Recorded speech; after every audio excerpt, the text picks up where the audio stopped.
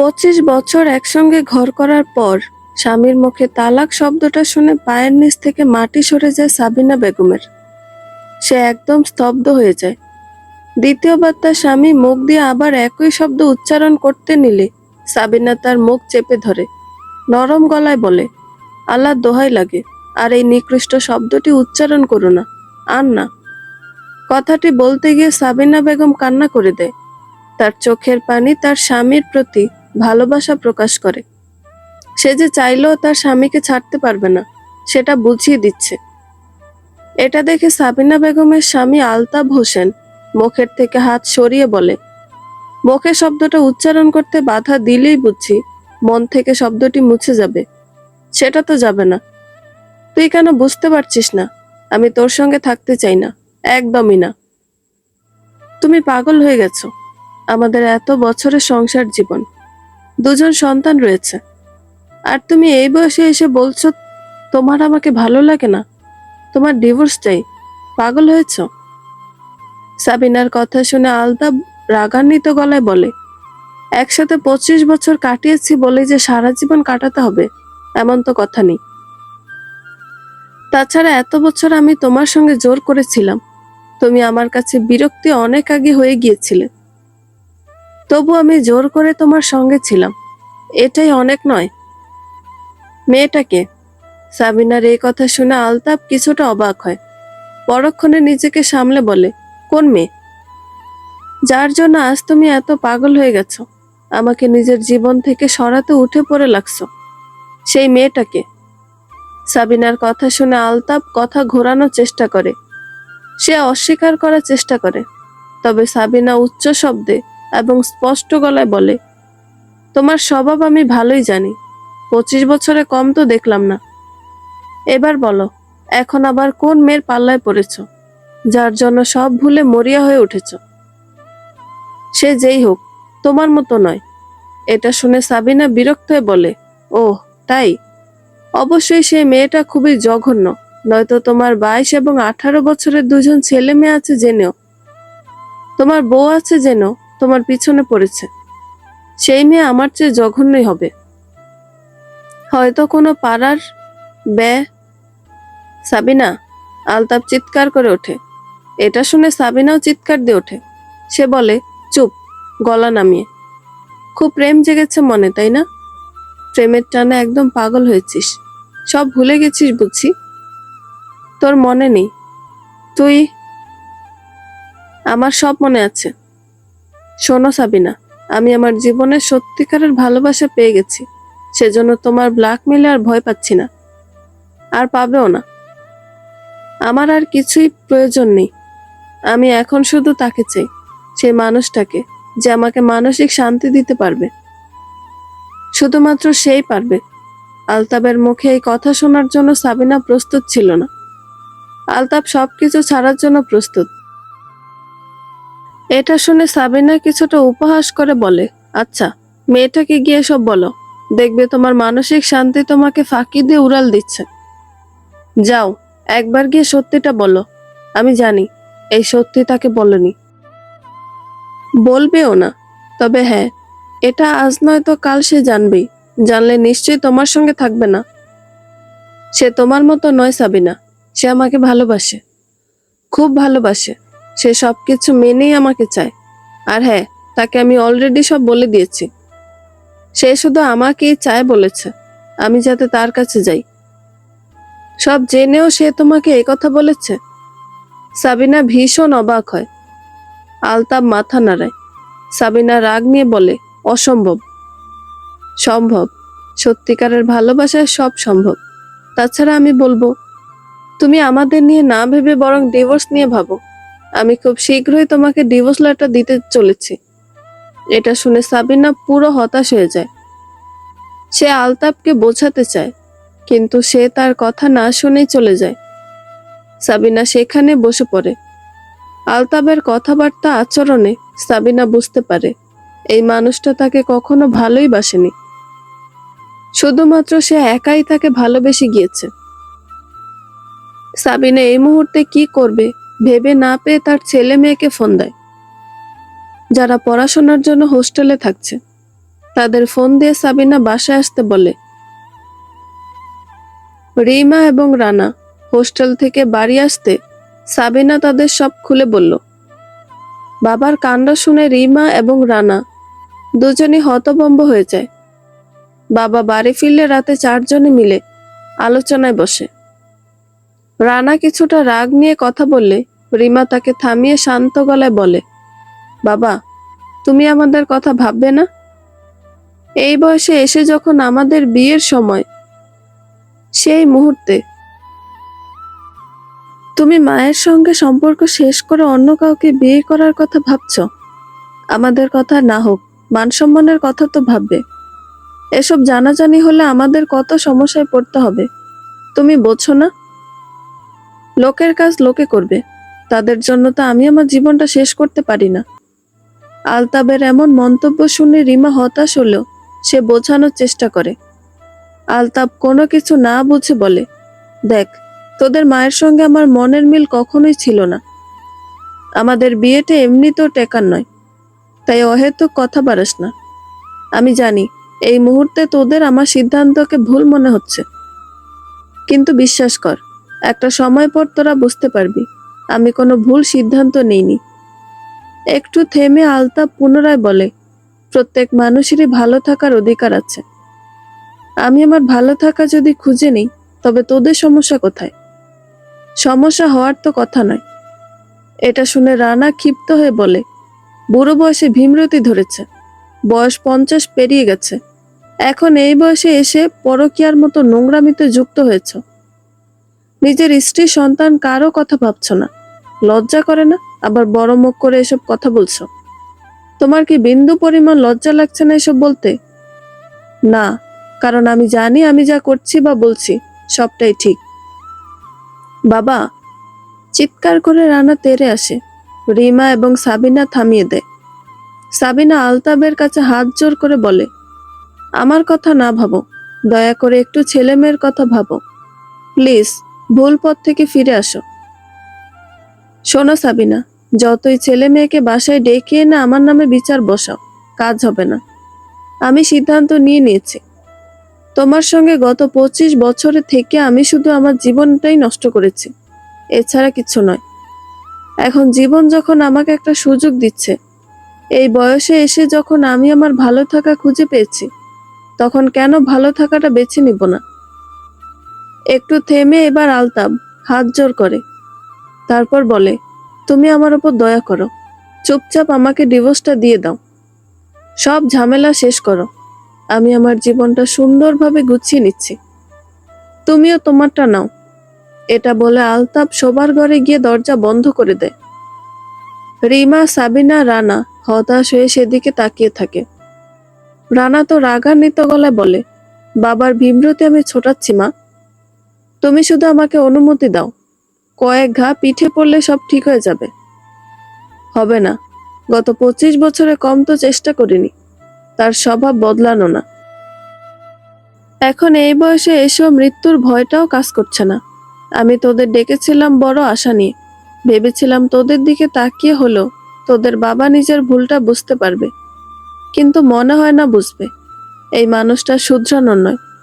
কথাগুলো থেমে থেমে বলছিল সাবিনা, তার গলা দিয়ে শব্দ বের হতে চাচ্ছে না, তবু বহু কষ্টে বের করছে সে।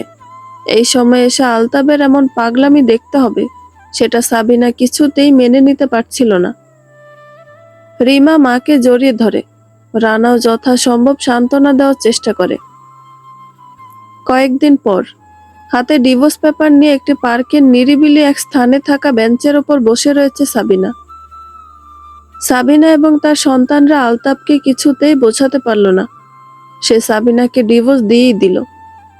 গত 25 বছরের পথ চলার ইতি টানল। সাবিনা একটি দীর্ঘশ্বাস ফেলে অতীতের কিছু স্মৃতির কথা ভাবে। তার অজান্তেই তার চোখ দিয়ে অশ্রুর ফোঁটা গড়িয়ে পড়তে শুরু করে। সেই মুহূর্তে কেউ একজন তার দিকে রুমাল এগিয়ে দিয়ে বলে, বয়স তো কম হলো না, এই বয়সে অন্যের কথা ভেবে দুঃখ পেয়ে চোখের পানির অপচয় কেন করছেন কাকিমা? সাবিনার কানে কথাগুলো যেতে সে বাস্তবে ফিরে আসে। অবাক দৃষ্টিতে সামনে তাকায়। তার সামনে একটি মেয়ে দাঁড়িয়ে আছে, মেয়েটি তাকে রুমালটি নিতে ইশারা করে বলে, আপনি যার জন্য কান্না করছেন গিয়ে দেখুন, সে আপনার এই চোখের পানিতে নিজের সুখের গল্প সাজাচ্ছে। তাই বলছি, চোখের পানির অপচয় করবেন না। এটা বলে মেয়েটি সাবিনার পাশে বসে পড়ে। কিছুটা জোর করে রুমালটি হাতে ধরিয়ে দেয়। সাবিনা রুমাল হাতে কয়েক মুহূর্ত ভাবে, অতঃপর চোখের পানি মুছে নেয়। অতঃপর মেয়েটি বলে, আপনি কাঁদছিলেন কেন? মেয়েটির প্রশ্নে সাবিনা অন্যমনস্ক হয়ে পড়ে। তার আবারও আলতাবের সঙ্গে ডিভোর্স হওয়ার কথাটি মনে পড়ে যায়। সে ডিভোর্সের পেপারটির দিকে তাকায়। তার দৃষ্টি অনুসরণ করে মেয়েটিও তাকায়। অতঃপর বলে, আপনার ডিভোর্স হয়েছে? তোমার এসব জেনে কোনো কাজ নেই, এটা বলে সাবিনা মুখ ঘুরিয়ে নেয়। মেয়েটি মুচকি হাসি দিয়ে বলে, একটু না হয় জানলাম। কেন? সাবিনার প্রশ্ন শুনে মেয়েটি মুখের হাসি ধরে রেখে বলে, একটু না হয় আপনার দুঃখের গল্পগুলো আমার সঙ্গে করলেন, ক্ষতি তো নেই। অন্যের দুঃখের গল্প শুনতে বুঝি তোমার ভালো লাগে? এটা শুনে মেয়েটি মাথা নাড়িয়ে বলে, না।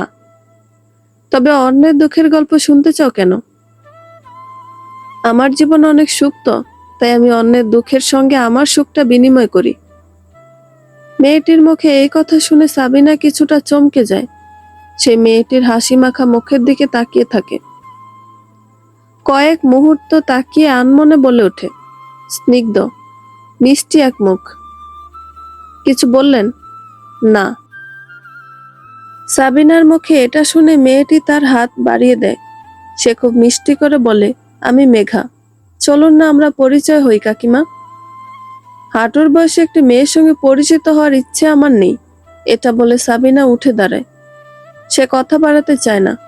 মেঘা মুখের হাসি ধরে রেখে বলে, হাঁটুর বয়সে একটি মেয়ের সঙ্গে না হয় সুখ দুঃখ বিনিময় করলেন, ক্ষতি নেই তো। আমার দিকে তাকাও, আমার সেই বয়সটা আছে যে বয়সে তোমার সঙ্গে এমন খেলা করা যায়। আমার মনে হয় তোমারও নেই। তাই বলবো, এসব বাচ্চামো বাদ দিয়ে নিজের কেরিয়ারে ফোকাস করো। সেটা তো করছি কাকিমা, আপনি আমাকে যতটা বাচ্চা ভাবছেন আমি কিন্তু ততটাও বাচ্চা নই। বয়স 25 পেরিয়ে গেছে। আর হ্যাঁ, আমি কোনো বাচ্চামো কথাও বলছি না। কি লাভ অন্যের জন্য কেঁদে? তার চেয়ে একটু না হয় আমার সুখে আপনিও সুখী হলেন। মেঘার সঙ্গে কথা বললে সময় নষ্ট হবে ভেবে সাবিনা রুমালটি তার দিকে এগিয়ে দিয়ে বলে, নাও, রেখে দিন। মেঘার মুখে এই কথা শুনে সাবিনা কিছুটা বিরক্তি নিয়ে বলে, তোমার জিনিস আমি রাখবো কেন? আপনার যখন দুঃখ পাবে তখন এটা দেখে না হয় একটু ভাবলেন যে এই রুমালের মালিকটি খুব সুখী। দুঃখের সময় একজন সুখী মানুষের অস্তিত্ব থাকা ভালো। মেঘার এমন কথাবার্তায় সাবিনা অপ্রস্তুত হয়ে যায়। সে কথা না বাড়িয়ে রুমালটি হাতে নিয়ে দ্রুত পায়ে হেঁটে চলে যেতে নেয়। মেঘা এটা দেখে ছুটে তার পাশে আসে। অতঃপর বলে, চলে যাচ্ছেন যান, কিন্তু দুঃখ পাবেন না। যার জন্য কেঁদে আপনি নিজেকে অসুস্থ করবেন সে কিন্তু আপনার অসুস্থতায় বিন্দু পরিমাণ খোঁজ নিবে না আপনার, একদম নিবে না। তুমি কি এখন আমার সঙ্গে যাবে নাকি? সাবিনা প্রচন্ড বিরক্তি নিয়ে কথাটা বলে।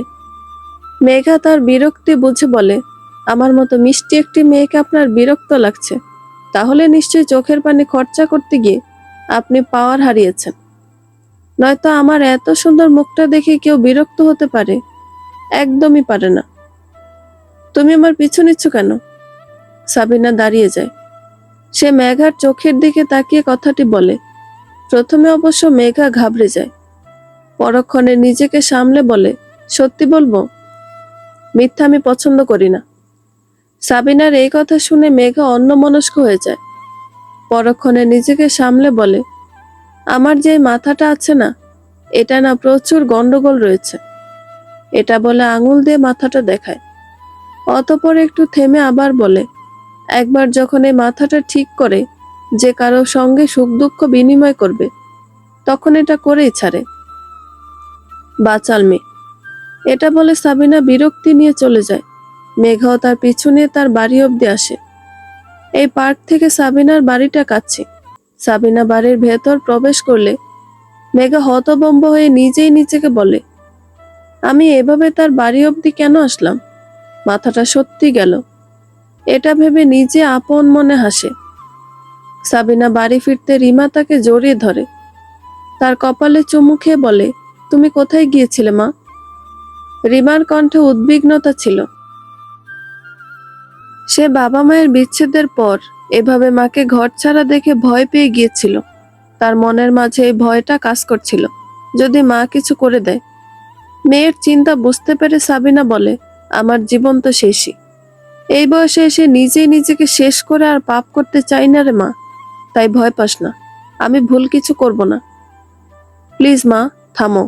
তোমার জীবন শেষ হয়নি। তুমি প্লিজ এভাবে ভেবো না, কষ্ট পেও না। বাবার মতো মানুষের জন্য একদমই কষ্ট পেও না। ওনার মতো মানুষ তোমার ভালোবাসা ডিজার্ভ করে না।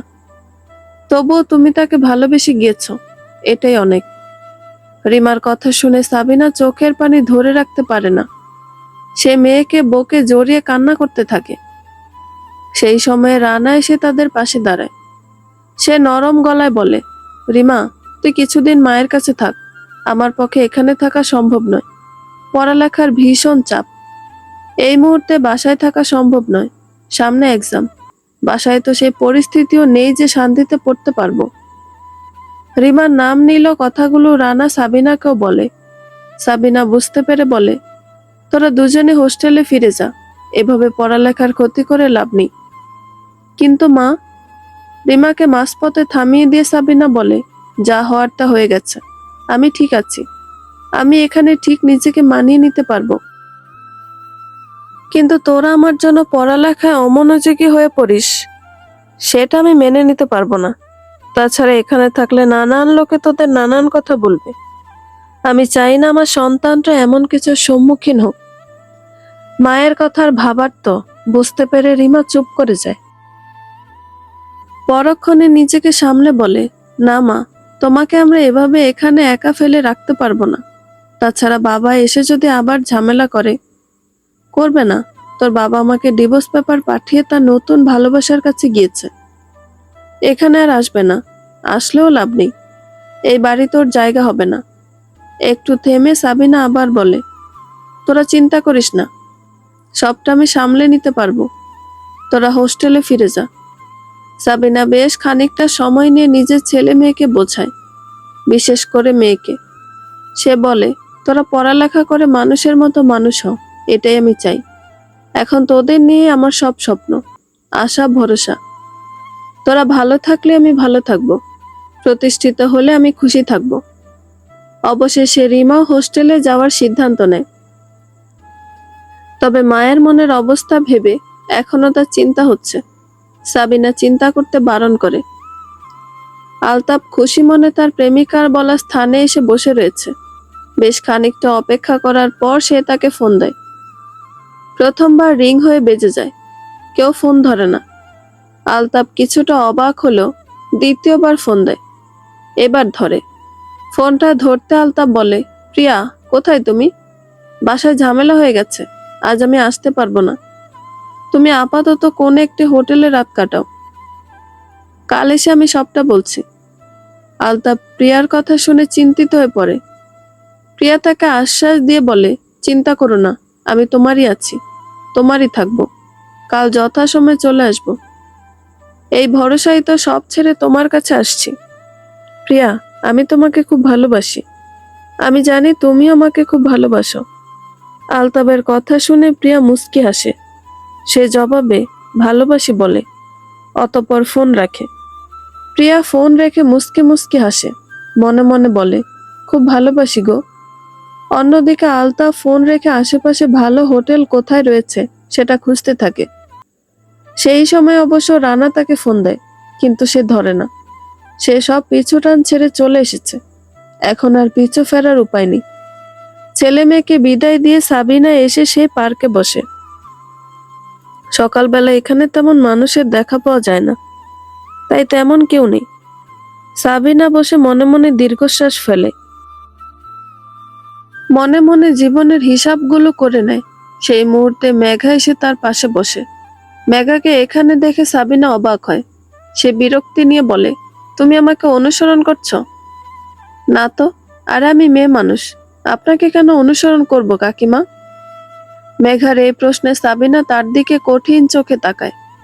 মেঘা সেটা দেখে শব্দ করে হেসে দেয়, নরম গলায় বলে, আমি তো এই পার্কেই রাত কাটিয়েছি, আপনাকে এখানে এসে বসতে দেখে আসলাম। কি? সাবিনা অবাক হয়ে যায়। সে আবার বলে, তুমি এখানে রাত কাটিয়েছ?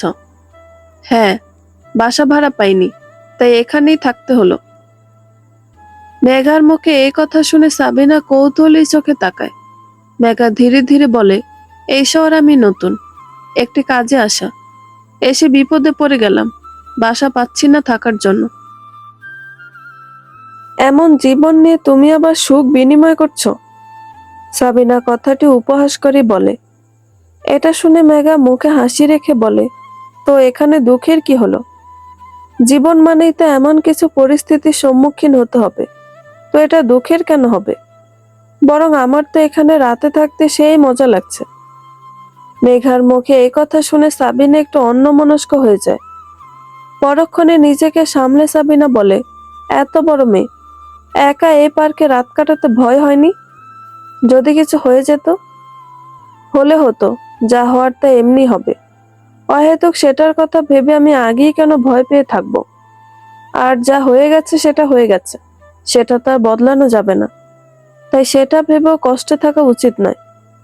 মেঘা কথাটি বলে মিষ্টি হেসে সাবিনার মুখের দিকে তাকিয়ে আছে। সাবিনাও তার মুখটা দেখছিল। অতঃপর বলে, তুমি চাইলে আমার বাড়িতে থাকতে পারো। হ্যাঁ, মেঘা বুঝতে না পেরে জিজ্ঞেস করে। সাবিনা বলে, ভাড়ায়, ফ্রি থাকতে দিব না। যদিও আমার বাড়ির সব ফ্লোর ভাড়া দেওয়া, শুধু আমরা যে ফ্লোরে থাকি সেটাই ফাঁকা।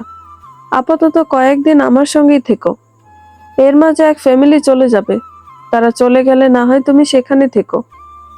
আচ্ছা, তা আমায় নিজের ঘরে তুলবেন? হঠাৎ এই সিদ্ধান্ত? মেঘার এই প্রশ্নের জবাব খুঁজে পায় না সাবিনা। সে মনে মনে বলে, সত্যিই তো, মেয়েটা খুব মিশুক, তাই আমি এই সিদ্ধান্ত নিলাম। নাকি এই মেয়েটার মুখটা দেখার পর আমার মনের মধ্যে অদ্ভুত যে অনুভূতিটা হচ্ছে তার জন্য? সাবিনা ভেবে পায় না। অন্যদিকে মেঘা খুশি হয়। সে নিজের খুশি সাবিনার কাছে প্রকাশ করে। সাবিনাও তার খুশি মুখ দেখে মুচকি হাসে। অতঃপর সাবিনা মেঘাকে নিয়ে তার বাড়ি চলে আসে। তবে তার মনে কিছু প্রশ্নও ছিল, তাই না পেরে বলে, আচ্ছা তুমি কালকে কেন বললে না তোমার কোনো থাকার জায়গা নেই? আমি তো জানতাম না আপনি আপনার বাসা ভাড়া দেন। তাছাড়া আপনি তো তখন আমার সঙ্গে সেভাবে কথাই বলেননি। মেঘার জবাবটা সাবিনার পছন্দ হয়। সে কিছু না ভেবে মেঘাকে নিয়ে ঘরের মধ্যে প্রবেশ করে। অতঃপর মেঘার পরিচয়পত্র চায়। যতই মনের মধ্যে কিছুটা টান অনুভব হয়, বাড়ি নিয়ে আসুক। এই যুগে কাউকে এত বিশ্বাস করা যায় না। তাই ভবিষ্যৎ যদি কিছু করে বসে মেয়েটা। মেঘা সাবিনার কথা শুনে তার পরিচয়পত্র, সে কোন কাজে এসেছে সব দেখায়। সাবিনা সব দেখার পর আর সন্দেহ করে না। সাবিনা এবার জিজ্ঞেস করে, তোমার পরিবারে কে কে আছে? কেউ না, আমার বাবা মা ছোটবেলায় মারা গিয়েছে। বড় হয়েছি দাদা দাদির কাছে, তারাও গত হয়েছেন অনেক বছর হলো। এখন একাই থাকছি। মেঘার কথা শুনে সাবিনা অবাক হয়। মেয়েটার বাবা মা নেই, ছোটবেলায় মারা গিয়েছে, অথচ এই কথাটি বলেও সে মিষ্টি এক হাসি মুখে ধরে রেখেছে। তার দুঃখটা প্রকাশ করছে না। মেঘার এই গুণ তার চমৎকার মনে হলো। তবুও সাবিনা থামে না। সে মেঘাকে আরো কিছু প্রশ্ন করে। মেঘা সব প্রশ্নের জবাব দেয়। অতঃপর বলে, ভয় নেই, এখানে আমি আপনার ক্ষতি করতে আসিনি। তবে কেন এসেছ? সাবিনা জানে মেঘার থাকার জায়গা নেই, তাই এসেছে।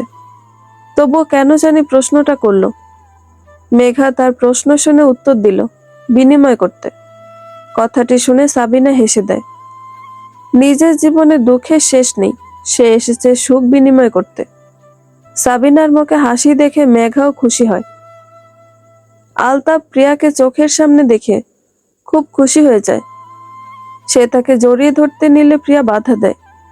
নরম গলায় বলে, সব পরে হবে, এখন চলো। আমরা এখন কোথায় যাব? আলতাফের প্রশ্নে প্রিয়া মুচকি এসে বলে, এখন আমরা কাজী অফিস যাব বিয়ে করতে। এটা শুনে আলতাব খুব খুশি হয়। প্রিয়া একটি কাজে আলতাবের ফোনটা চায়, আলতাব দিয়ে দেয়। অতঃপর আলতাব মনের কথা ধরে না রাখতে পেরে বলে, আচ্ছা প্রিয়া, তুমি তো আমার থেকে অনেক ছোট একটি মেয়ে, তুমি আমাকে কেন ভালোবাসলে? এই প্রশ্নের উত্তর কতবার দিব? আমার একজন বিশ্বস্ত জীবনসঙ্গী চাই। তাছাড়া আমি প্রথম নাকি যে বুড়ো কাউকে বিয়ে করছি? এরকম উদাহরণ তো অনেক রয়েছে। হ্যাঁ, তা অবশ্য রয়েছে, কিন্তু তারা তো ধনী দেখে বৃদ্ধ লোকে বিয়ে করেছে। আমার তো কিছুই নেই, যা ছিল সবই সাবিনার নামে। আলতাবের মুখে এই কথা শুনে প্রিয়া মুচকি হাসি দেয়। অতঃপর বলে, তোমার মনের সব প্রশ্নের উত্তর তুমি পেয়ে যাবে।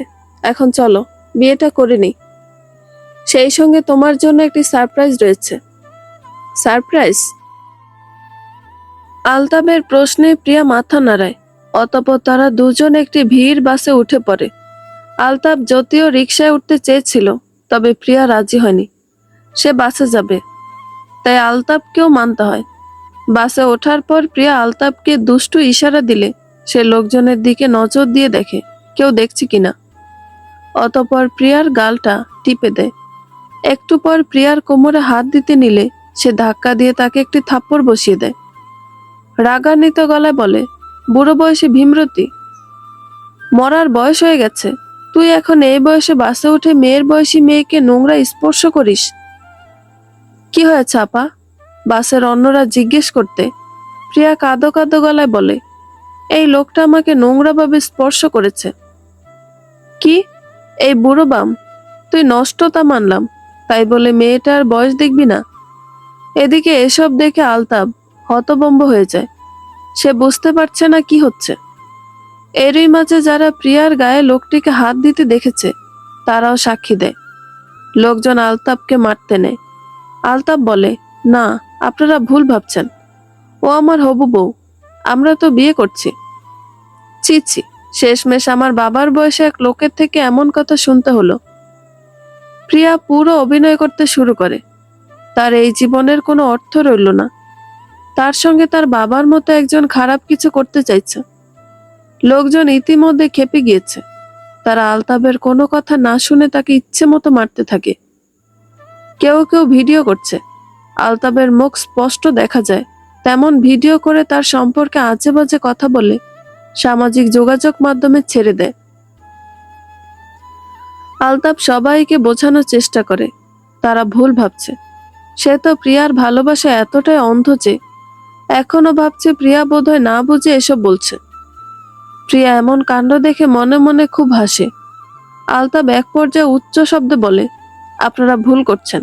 ও প্রিয়া, ওর সঙ্গে আমার এতদিনের সম্পর্ক, আজ আমরা বিয়ে করতে যাচ্ছি। এত মার খাওয়ার পরও এই কথা বলা লোকজন এবার প্রিয়ার দিকে তাকায়। কেউ কেউ বলে, একত্রে তো উঠতে দেখেছি।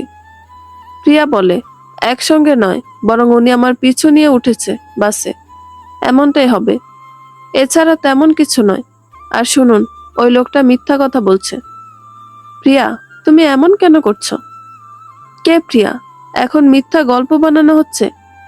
এরপর বলবি প্রিয়া নামে একজনকে ভালোবাসতি, তার কথা মনে পড়ে আমাকে বাজেভাবে স্পর্শ করেছিস, মানে পাগল হওয়ার অভিনয় করবি। তোদের আমি ভালোভাবে চিনি। বাসে ট্রেনে মেয়েদের নোংরা স্পর্শ করে যখন ধরা পড়িস তখন এমন গল্প সাজাস। এরপর আলতা প্রিয়াকে প্রিয়া বলায়। এবার প্রিয়া বলে ওঠে, আমি প্রিয়া নই, আমি মৌমিতা।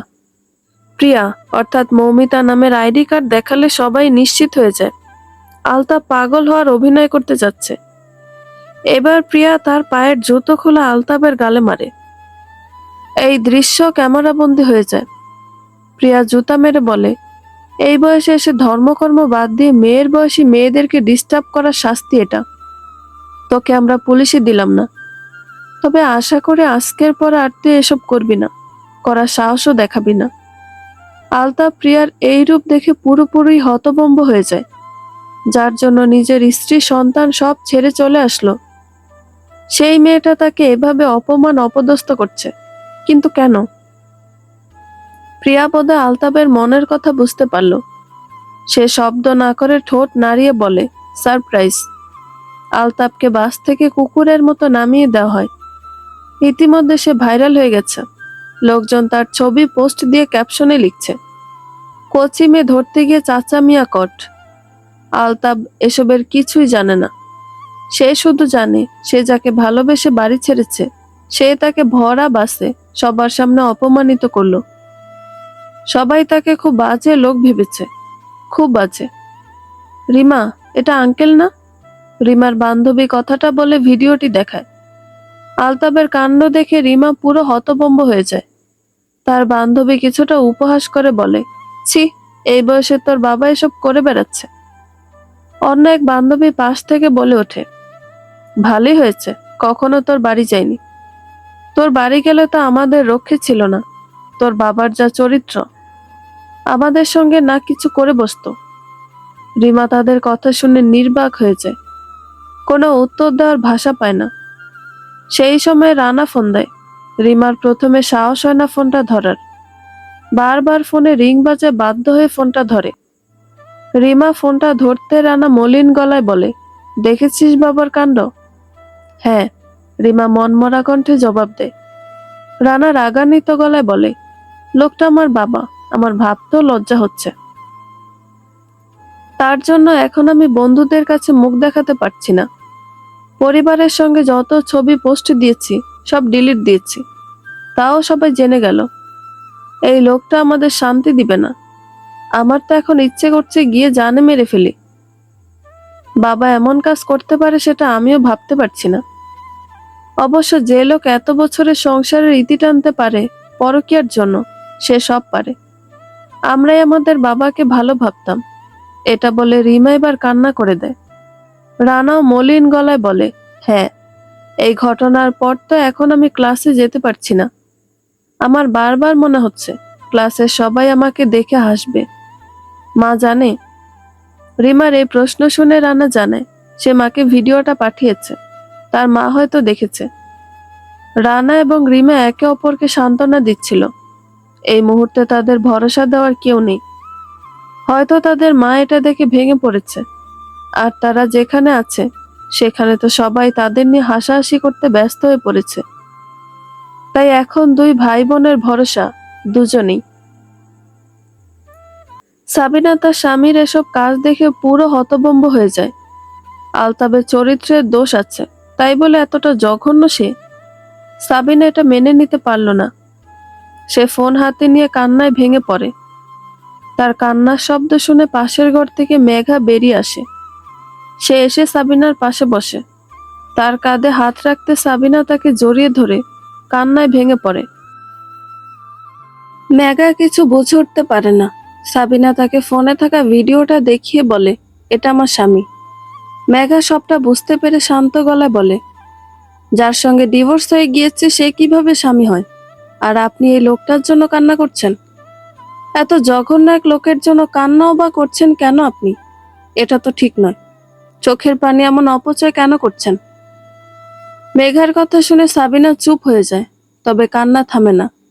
শব্দহীন কান্না করতে থাকে। মেঘা তাকে সান্ত্বনা দিয়ে বলে, আপনার খুশি হওয়া উচিত।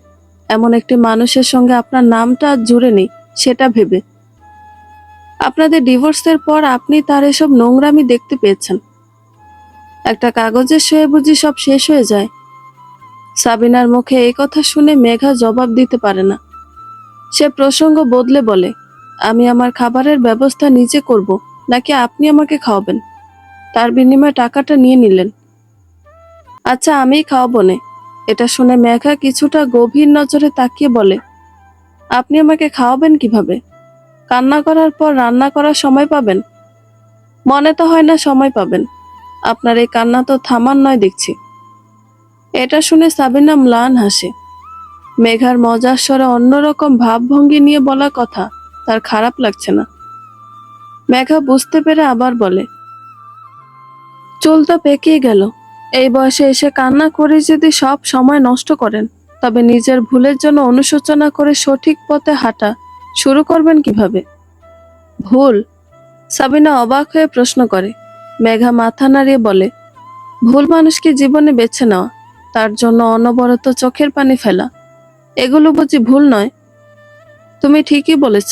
আমি সত্যি আলতাবকে জীবনে বেছে ভুল করেছি, চরম ভুল। এটা বলে সাবিনা অন্যমনস্ক হয়ে যায়। সে কিছু একটা ভাবছিল। সেই মুহূর্তে কলিং বেল বেজে ওঠে। সাবিনা নিজেকে সামলে চোখের পানি মুছে এসে দরজা খুলে। মেঘাও পিছনে আসে। সাবিনা দরজা খুলে আলতাবকে দেখে প্রচন্ড রেগে যায়। সে আলতাবের গালে থাপ্পড় মারতে যায়। সেই মুহূর্তে আলতাব কান্নায় ভেঙে পড়ে। সে কাঁদতে কাঁদতে বলে, আমি মস্ত বড় ভুল করে ফেলেছি সাবিনা, মস্ত বড় ভুল করেছি। তুমি কোন সাহসে আমার বাড়িতে পা রেখেছ? তোমার এই নোংরা মুখ নিয়ে আমার বাড়ির দরজায় এসে দাঁড়াতে লজ্জা করলো না বুঝি? সাবিনা কঠিন গলায় কথাটি বলে। সেই সময় আলতাব হাত জোর করে বলে, সাবিনা, আমাকে ক্ষমা করে দাও। আমার তো কিছু নেই। আমার যা আছে সবই তো তোমার কাছে। এখন তুমি আমাকে তাড়িয়ে দিলে আমি কোথায় যাব? কেন, আমাকে ডিভোর্স দেওয়ার সময় মনে ছিল না? তখন তো খুব বলছিলে তোমার ভালোবাসা তোমাকে জায়গা দিবে, সে ভালো চাকরি করে, তোমাদের সংসার সুন্দর চলে যাবে। এখন আমার দরজায় এসে আবার দাঁড়িয়েছো কেন? সাবিনা এবং আলতাবের কথোপকথনের মাঝে মেঘা বলে ওঠে, আপনি এই নোংরা মানুষটার সঙ্গে কথা বলছেন কেন কাকিমা? দরজা বন্ধ করে দিন মুখের ওপর। এই ধরনের মানুষ আপনার মুখ দেখার যোগ্য নয়। আলতাবের নজরে এবার মেঘা আসে। তার কথা শুনে রেগে সে বলে, এই মেয়েটাকে আর এসব ভুলভাল কথা বলছে কেন? এতক্ষণে সাবিনাকে এড়িয়ে আলতাব ঘরে প্রবেশ করে। সাবিনা কঠিন গলায় বলে, ও কোনো ভুল বলেনি। তোমার মতো মানুষের মুখ দেখাও পাপ। তাই এখনই আমার বাড়ি থেকে বের হও, দ্রুত বের হও। সাবিনা, দেখো, আমার কথাটা বোঝার চেষ্টা করো। আমি একজন প্রতারকের ফাঁদে পড়েছি। যা হয়েছে ভুল হয়েছে, আমি বলছি তো। চুপ, তোমার মুখটা দেখতে আমার ঘৃণা হচ্ছে। তাই ভালো হয় তুমি আমার বাড়ি থেকে বের হয়ে যাও। এটাই তোমার জন্য ভালো হবে। তুমি নিজে বেরিয়ে না গেলে আমাকে অন্য ব্যবস্থা নিতে হবে। সেটা হয়তো তোমার জন্য ভালো হবে না। সাবিনার মুখে এই কথা শুনে আলতাব বলে, অন্য ব্যবস্থা মানে? দারোয়ানটাকে ঘর থেকে বের করে দিব। সাবিনার এই কথায় মেঘা তাল মিলিয়ে বলে, ওনার জন্য এটাই ঠিক। এই মেয়ে, চুপ করো। আমাদের স্বামী স্ত্রীর মাঝে কোনো কথা বলবে না।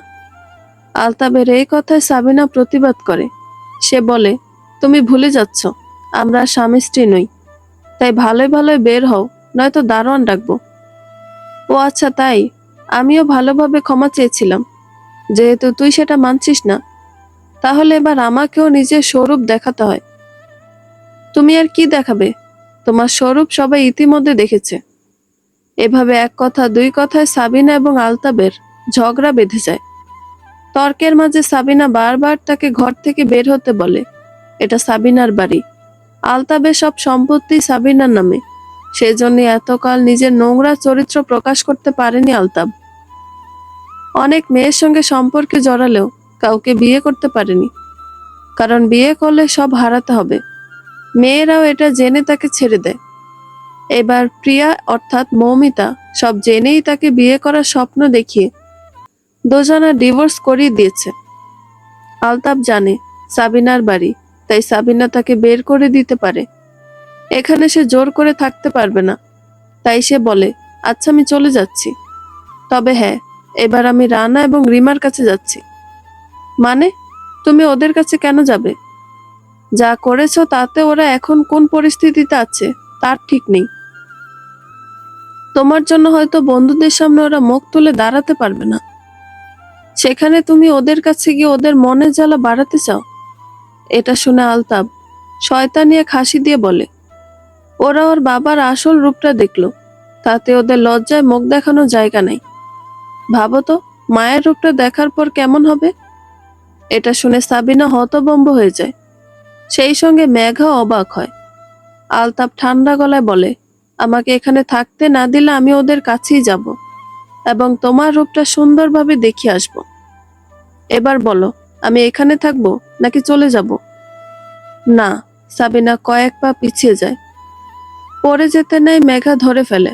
সাবিনা বাধ্য হয়ে আলতাবকে এখানেই থাকতে বলে। এটা দেখে মেঘা অবাক হয়ে বলে, আপনি এমন এক জঘন্য লোককে বাড়িতে থাকার অনুমতি দিলেন? সাবিনা কোনো কথা না বলে শোবার ঘরে গিয়ে দরজা বন্ধ করে দেয়। আলতাবও অন্য ঘরে চলে যায়। মেঘা পুরো হতবাক হয়ে যায়। আলতাব সাবিনা সম্পর্কে এমন কি জানে যেটা সন্তানদের কাছে প্রকাশ পেতে দিতে চায় না সাবিনা, যার জন্য এই লোকটাকে বাসায় থাকতে বলল। মেঘা এসব ভাবতে ভাবতে নিচের ঘরে আসলো। এই ঘরের একটি রুম তার জন্য ছেড়ে দিয়েছে সাবিনা। সে তার সেই ঘরটিতে এসেই বসে। অবশ্য এজন্য অগ্রিম ভাড়াও নিয়েছে সাবিনা। তবে বিছানা সহ কিছু জিনিস ফ্রি পেল মেঘা। অন্য কোথাও ভাড়া থাকলে এসব অবশ্য পেত না, তাই তার জন্য ভালোই হলো। তার ঘরে সে বিছানায় বসে সে ভাবনায় মগ্ন হয়ে গেল। সেই মুহূর্তে কেউ একজন তাকে ফোন দেয়। ফোনটা ধরে মেঘা বলে, হ্যাঁ, বাসা পেয়ে গেছি। এটা বলে ফোনটা কেটে দেয়। সে আর কথা বাড়ায় না। তার মাথায় আলতাব এবং সাবিনার রহস্য ঘুরছে। সে বসে বসে ভাবছিল। সেই সময় মানুষের শোরগোলের শব্দ কানে আসলো। সে শব্দ শুনে বাহিরে বের হলে দেখে এই বিল্ডিং এ ভাড়া থাকা সবাই এসে জড়ো হয়েছে। মেঘা সবাইকে দেখে অবাক হয়ে যায়।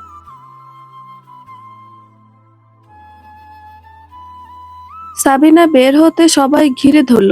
সবার একটাই কথা, আলতাবের মতো জঘন্য লোককে সে ঘরে তুললো কেন? একজন তো বলে বসলো, লোকটার যে নজর ভালো না সেটা তো আমি আগেই বুঝতে পারছিলাম, শুধু প্রমাণের অভাবে কিছু বলতে পারিনি।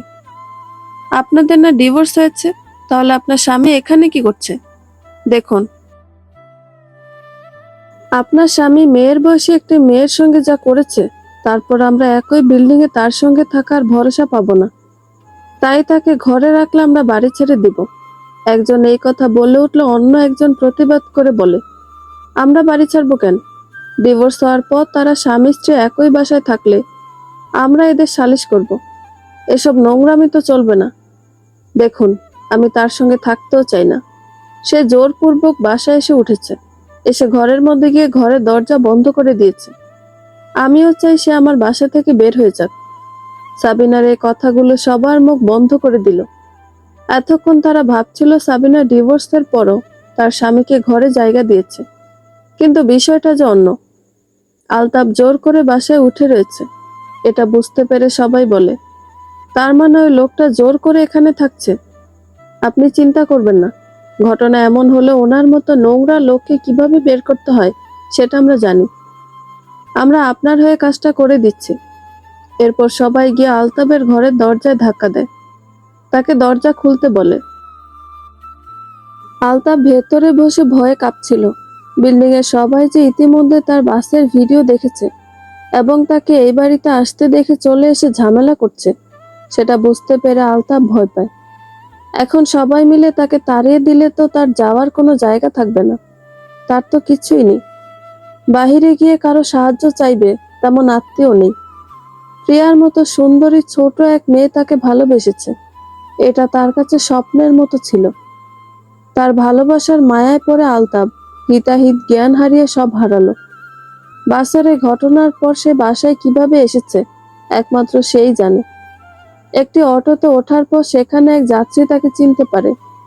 সে অটো ড্রাইভারকে বলতে সেই অটো থেকে তাকে ধাক্কা মেরে বের করে দেওয়া হয়। পরবর্তীতে তাকে বাধ্য হয়ে মুখ লুকিয়ে অন্য অটোতে উঠতে হয়। অতঃপর এখানে আসা। সে আগেই বুঝেছিল সাবিনা তাকে এখানে থাকতে দিবে না, তাই সাবিনাকে ভয় দেখিয়ে এখানে থাকার ব্যবস্থা করে নিবে ভেবেছিল। কিন্তু এখন সবাই মিলে তাকে তাড়ালে তো তার কিছু করার থাকবে না। এসব ভেবে আলতাপ খুব ভয় পাচ্ছিল। বাহিরে সবাই দরজা ধাক্কাচ্ছে, এত জোরে ধাক্কাচ্ছে মনে হয় ভেঙেই ফেলবে। আর চিৎকার করে বলে, বের হ, আমাদের ঘরে মেয়ে বউ আছে। তোর মতো কুলাঙ্গারকে এখানে রেখে দিয়ে আমরা তো নিজেদের বিপদ বাড়াতে পারি না, বের হ। আলতাপ না পেরে দরজা খোলে। সে দরজা খুলতে সবাই তার দিকে তেড়ে আসে। সে হাত জোর করে বলে, দয়া করে আমার কথাটা শুনুন। চুপ, তোর মতো বাজে লোকের কথা কি শুনবো? কেউ একজন এই কথা বলে উঠতে আলতাপ অনুনয়ের স্বরে বলে, দেখুন, আমি আমার মান সম্মান, বাড়ি ঘর, স্ত্রী সন্তান সব হারিয়েছি। এখন এই মুহূর্তে আমার যাওয়ার কোনো জায়গা নাই। আমাকে অন্তত আমার একটা ব্যবস্থা করার সময় দিন। আলতাবের কথায় কেউ গুরুত্ব দিচ্ছে না। আলতাব সাবিনার পাশে এসে তাকে বোঝানোর চেষ্টা করে। সে বলে, তুমি একটু বোঝাও, আমি আমার মাথা গোঁজার একটা ঠাঁই পেলে চলে যাব। অন্তত 2টা দিন আমাকে থাকতে দাও। মগের মুল্লুক পেয়েছেন? 2টা দিন থাকবেন? কার সঙ্গে? যে স্ত্রীকে ডিভোর্স দিয়েছেন তার সঙ্গে? এসব কথা শুনে আলতাব সাবিনাকে আবারও পুরনো কথা মনে করিয়ে দেয়। সাবিনা এবার সবার উদ্দেশ্যে বলে, আমি একটা কথা বলি। সবাই থেমে যায়। সাবিনা শান্ত গলায় বলে, আজ হয়তো তার সঙ্গে আমার কোনো সম্পর্ক নেই, কিন্তু একটা সময় সে আমার স্বামী ছিল, আমার জীবনের সবচেয়ে প্রিয় মানুষ ছিল। এখন তার রাত কাটানোর মতো মাথার উপর একটা ছাদ নেই। তাছাড়া তার আসল রূপ যেহেতু প্রকাশ পেয়েছে, সেহেতু কেউ তাকে বাসা ভাড়াও দিবে না। কিন্তু আমি তো তাকে ফেলে দিতে পারছি না।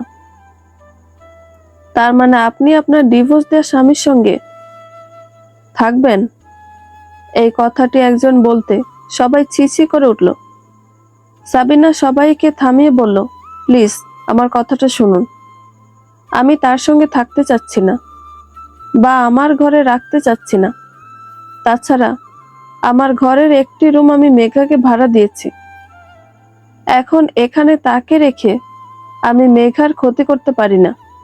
তার যা স্বভাব, আমি শুধু তাকে একজন ভাড়াটিয়ার মতো ভাড়া দিতে চাই আমার ঘর। তবে সেটা এখানে নয়, আমাদের দারোয়ান যেখানে থাকে সেখানে, কয়েকটা দিনের জন্য। আমি শুধু তাকে সেখানে থাকার অনুমতি দিতে চাই। তবে হ্যাঁ, তার বিনিময়ে ভাড়া অথবা দারোয়ানের কাজে সাহায্য করতে হবে তাকে।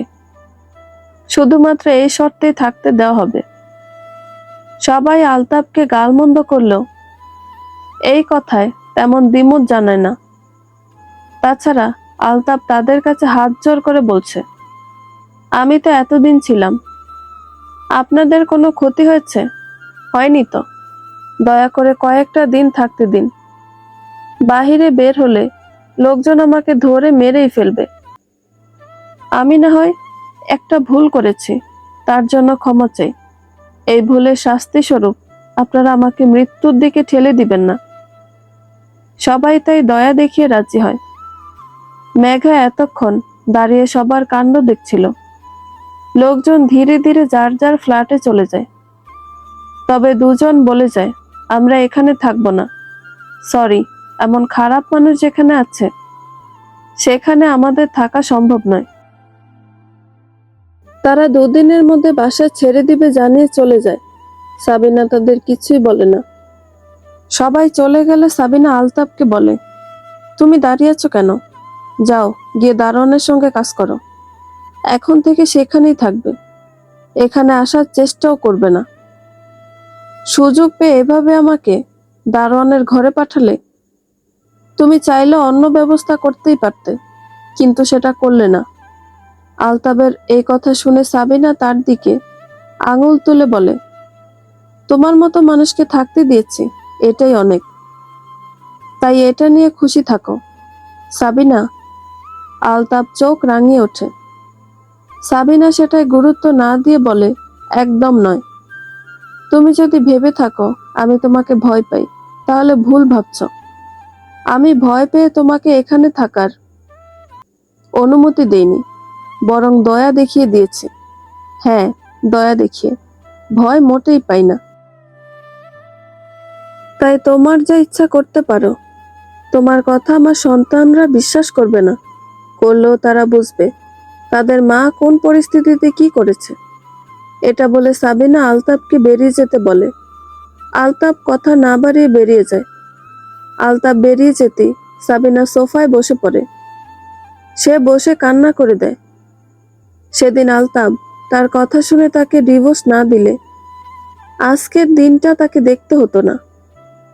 তাদের 25 বছরের সংসার জীবন আর কটা বছর না হয় কাটিয়ে দিত।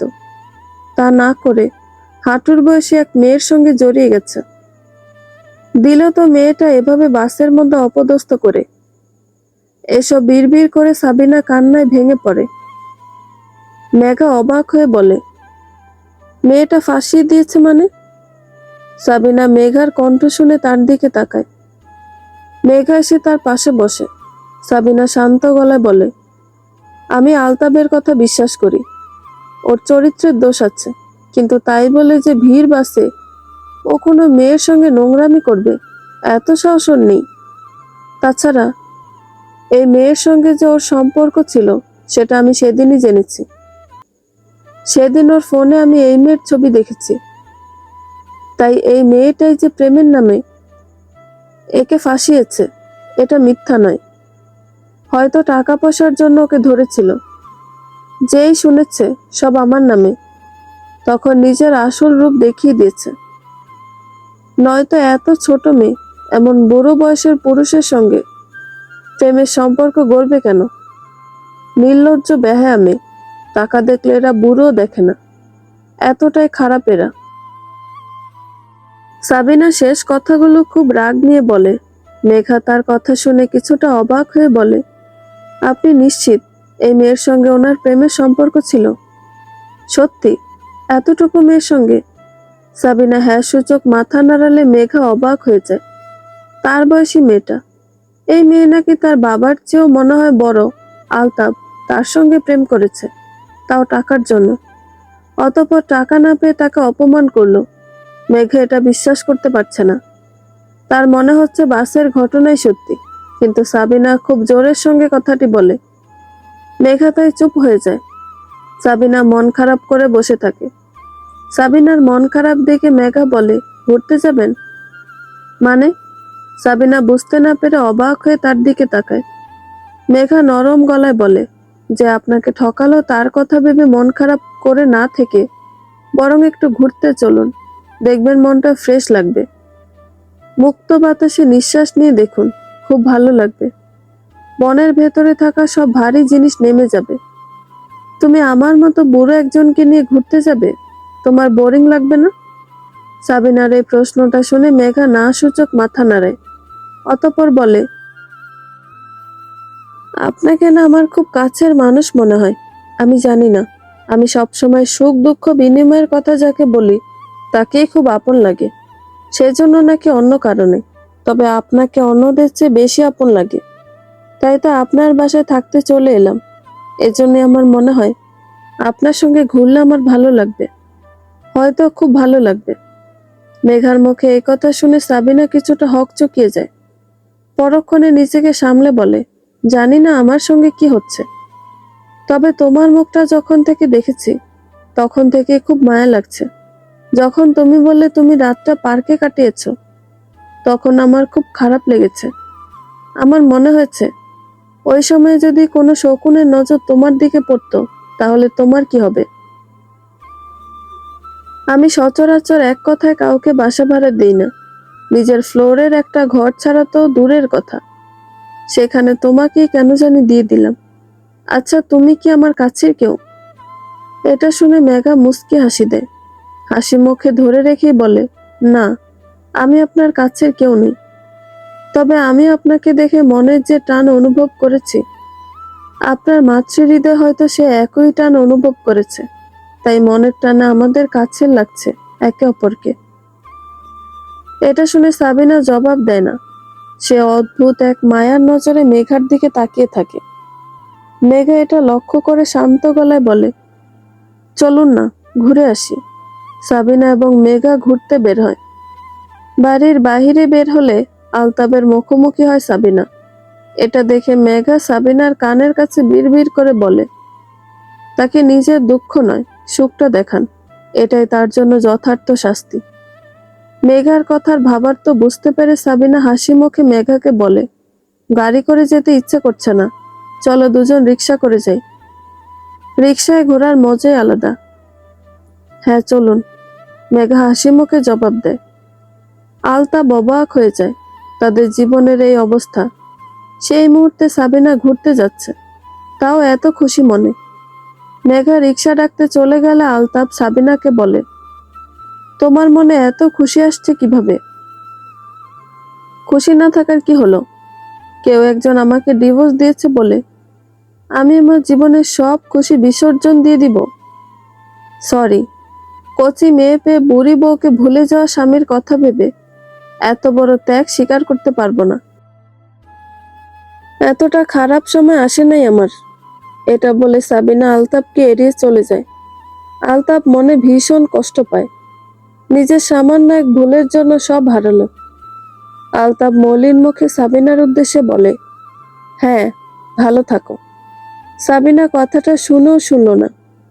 ইতিমধ্যে মেঘা রিক্সা নিয়ে আসে। সাবিনা উঠতে নেয়, তখন মেঘা হাত বাড়িয়ে দেয়। সাবিনা হাসি মুখে তার হাত ধরে রিক্সায় ওঠে। দুজনে রিক্সায় করে পুরো শহরটা ঘোরার সিদ্ধান্ত নেয়। সাবিনার বিষয়টা খারাপ লাগে না, বেশ ভালোই লাগে। পুরোটা দিন মেঘা তাকে খুশি করার জন্য অনেক কিছু করেছে। সবকিছু সাবিনার ভালো লেগেছে। সেই সঙ্গে তার মনে প্রশ্নও জেগেছে, দুদিনের পরিচয়ের এই মেয়েটি কেন তার এত ভালো চাচ্ছে। ওই মনের টানে কাছের মানুষ হলাম যে। সাবিনা অবাক হয়ে যায়। তার মনে মনে বলা কথাটি মেঘা শুনতে পেল। সত্যি বলতে শুনতে তো পায়নি, তবে বুঝতে পেরেছে। অবশেষে মেঘা এবং সাবিনা আইসক্রিম খেতে খেতে বাসায় ফেরে। সাবিনা এবং মেঘা হাসি মুখে তাদের ফ্লোরে আসে। সেখানে এসে সাবিনা হতবাক হয়ে যায়। ঘরের দরজা খোলা। সাবিনা দরজা খুলে দ্রুত পায়ে ভেতরে প্রবেশ করে। ভেতরে গিয়ে রানা এবং রিমাকে দেখে স্বস্তি পায়। রানা সাবিনাকে দেখেই বলে, বাহ, ঘোরাফেরা ভালোই তো হচ্ছে। মানে? সাবিনা বুঝতে না পেরে জিজ্ঞেস করে। রানা কিছুটা রাগ নিয়ে বলে, এদিকে তোমার স্বামীর জন্য আমাদের জীবন অতিষ্ঠ হয়ে গেছে। ক্লাস, ক্যাম্পাস, হোস্টেল, কোথাও শান্তি পাচ্ছি না। সবাই আমাদের নিয়ে হাসাহাসিতে মেতে উঠেছে। সেখানে তুমি ওই কুলাঙ্গারকে এখানে দারোয়ানের সঙ্গে থাকতে দিয়েছ, আবার অন্য এক অপরিচিত মেয়ের সঙ্গে ঘুরতেও যাচ্ছ। তোমার দিন তো ভালোই কাটছে। ভাইয়া থাম, তুই বুঝতে পারছিস না মায়ের ওপর দিক কি যাচ্ছে। সেখানে সে যদি একটু মনটা হালকা করতে ঘুরতে যায়, আমাদের তো সেটা সাপোর্ট করা উচিত। রিমার কথা শুনে রানা আরো রেগে যায়। তার মনে পড়ে যায় তার সঙ্গে কি হয়েছে। বন্ধুরা তার বাবার কাণ্ড নিয়ে তার সঙ্গে মজা নিচ্ছে। সে না পেরে যখন বলে তার বাবা মা আলাদা হয়ে গেছে, বাবার সঙ্গে তাদের আর সম্পর্ক নেই। এই কথা রানা বলেছিল এই আশায় যে এটা বললে অন্তত সবাই তাদের কথা শোনাবে না। কিন্তু তেমন কিছু হয়নি, বরং উল্টো হয়েছে। এটা শুনে আরো রানাকে বেশি করে কথা শুনিয়েছে, আরো বেশি মজা নিয়েছে। রিমার ক্ষেত্রে এতটা হয়নি। সবাই তার বাবাকে চিনত না তাই, কিন্তু রানার প্রোফাইলে তাদের ফ্যামিলি ফটো থাকায় ঘটনা সবাই জেনে যায়। তবে রিমাও কম সহ্য করেনি। অতঃপর তারা দুই ভাই বোন এসব সহ্য করতে না পেরে বাসায় আসে। এখানে এসেও শান্তি নেই। প্রতিবেশীরাও আকারে ইঙ্গিতে কথা শুনিয়েছে। এসব সাবিনা বুঝতে পেরে সন্তানদের সান্ত্বনা দেওয়ার চেষ্টা করে। তবে রানা এসব শুনতে চায় না। সে মাকে দূরে সরিয়ে ঘরে গিয়ে দরজা বন্ধ করে দেয়। রিমা এটা দেখে বলে, মা, ভাইয়াকে একটু সময় দাও, সব ঠিক হয়ে যাবে। সাবিনা মাথা নাড়ায়। মেঘা এখানে কি বলবে বুঝতে না পেরে বলে, আমি আমার ঘরে যাচ্ছি। যাও। সাবিনা কথাটি বলতে মেঘা চলে যায়। মেঘা চলে যেতে রিমা বলে, মা, আমাদের এই ফ্লোর তো তুমি ভাড়া দাও না। এটা তো আমাদের ঘর। ঘরের মধ্যে একটি রুম তাকে ছেড়ে দিলে কিন্তু কেন? মেয়েটার বাসা খুঁজে পাচ্ছিল না। আমার তার জন্য বেশ মায়া হচ্ছিল, তাই দিলাম। আমাদের এখানে তো দুইটা রুম এমনি ফাঁকা থাকে, একটাতে থাকুক সে। সাবিনার এই কথায় রিমা সন্দিহান গলায় বলে, এভাবে তাকে বাসায় জায়গা দেওয়া ঠিক হলো? যদি মেয়েটার মতলব খারাপ হয়? এটা শুনে সাবিনা তাকে চিন্তা করতে বারণ করে। সে দেখে নিবে বিষয়টা।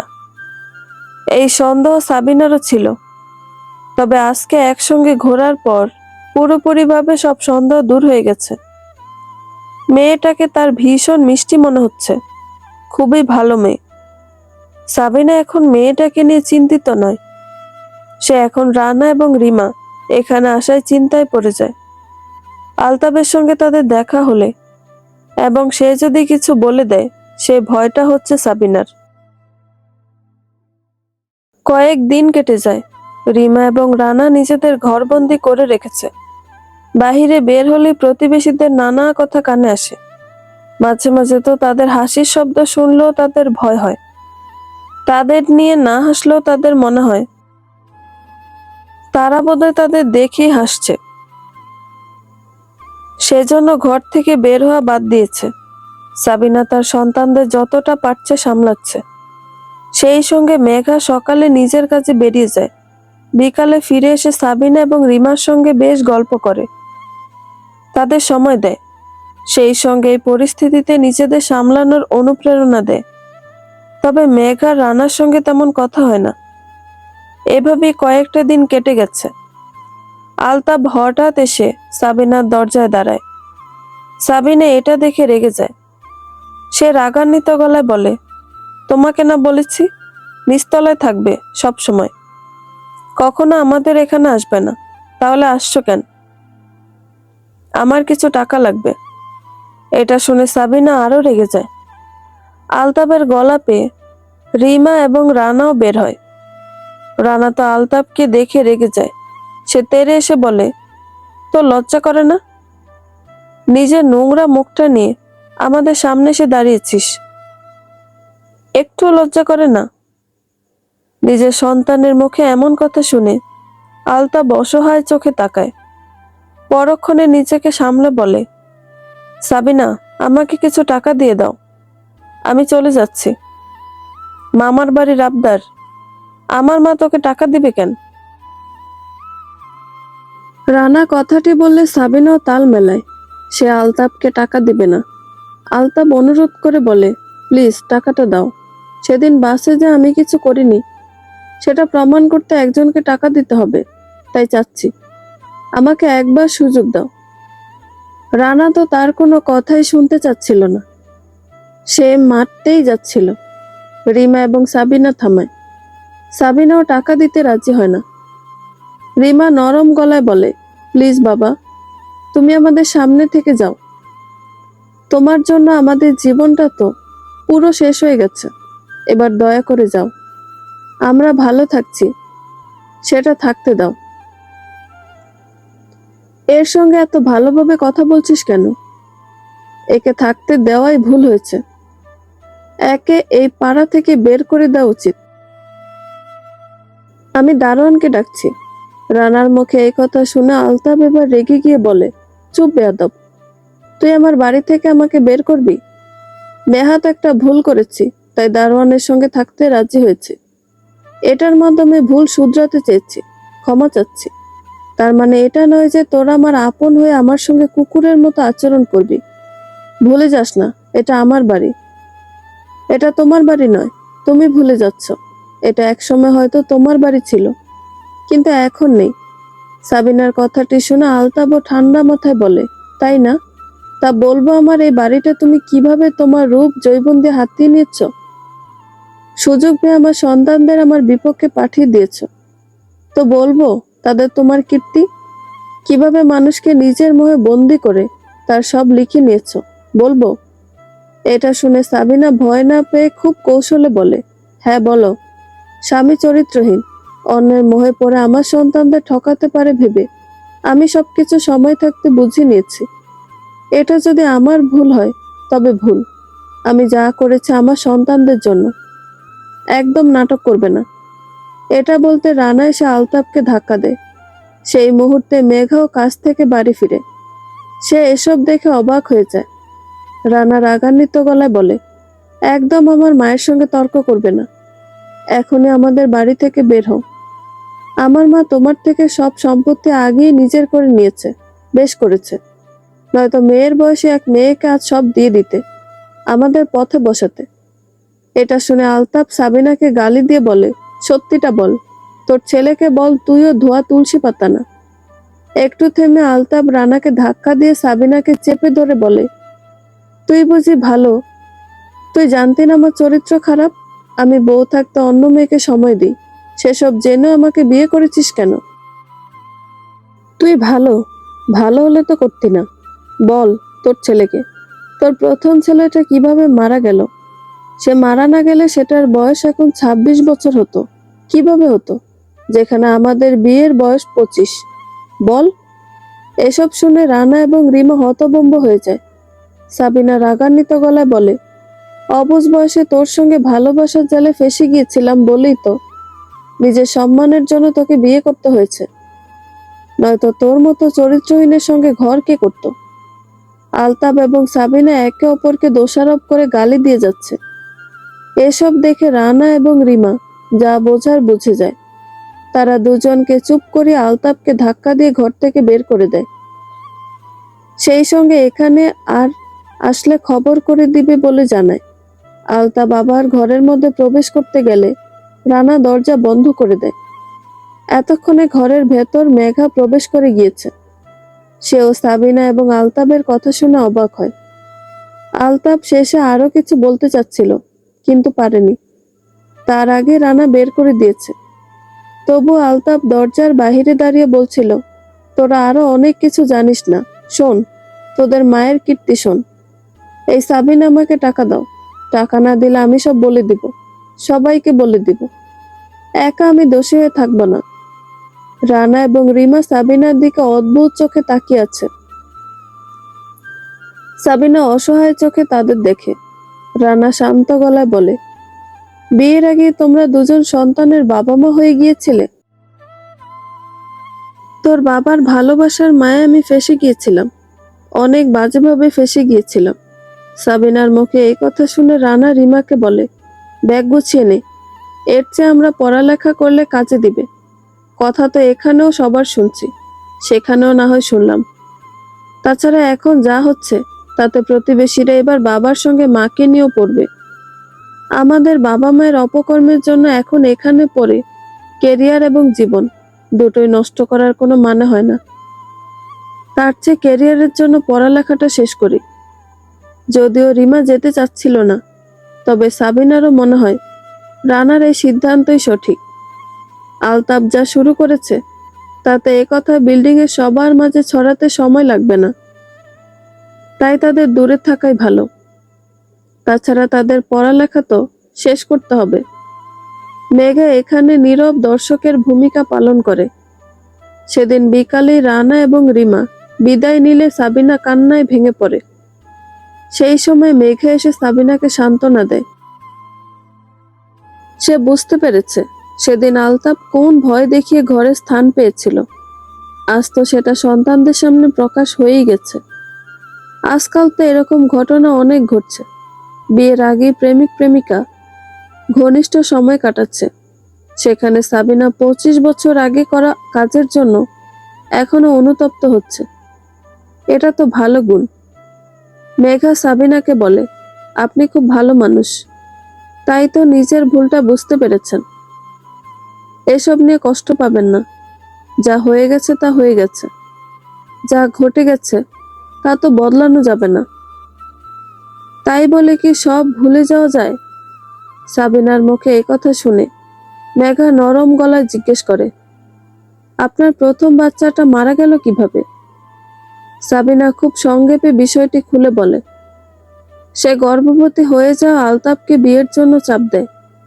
অতঃপর 4 মাসের গর্ভাবস্থায় তাদের বিয়ে হয়। আলতাবের কথাটি পুরোপুরি সত্যি নয়। সে সন্তান বেঁচে থাকলে তার বয়স 26 হতো না। এই কথাটি সে রানা এবং রিমার সামনে এজন্য বলেছে যাতে খুব সহজে তারা বুঝতে পারে সাবিনা বিয়ের আগেই গর্ভবতী হয়েছিল, সেজন্য বাড়িয়ে বলেছে। সেই সন্তানটি নষ্ট হয়ে যায়, পেটের মধ্যেই মারা যায়, সেজন্য থাকেনি। এই কথা শোনার পর মেঘা কিছু বলার ভাষা খুঁজে পায় না। সাবিনা বুঝতে পেরে বলে, কোনো মা চায় না তার সন্তানদের কাছে খারাপ হতে, আমিও চাইনি। আমি বিয়ের আগে একটি ভুল করে ফেলেছিলাম। এটা সন্তানদের কাছে প্রকাশ পাওয়া শোভনীয় নয়, সেজন্য ভয় পাচ্ছিলাম। আর সেই ভয়টা কাজে লাগিয়ে আলতাব আমার থেকে টাকা নিতে চাচ্ছিল।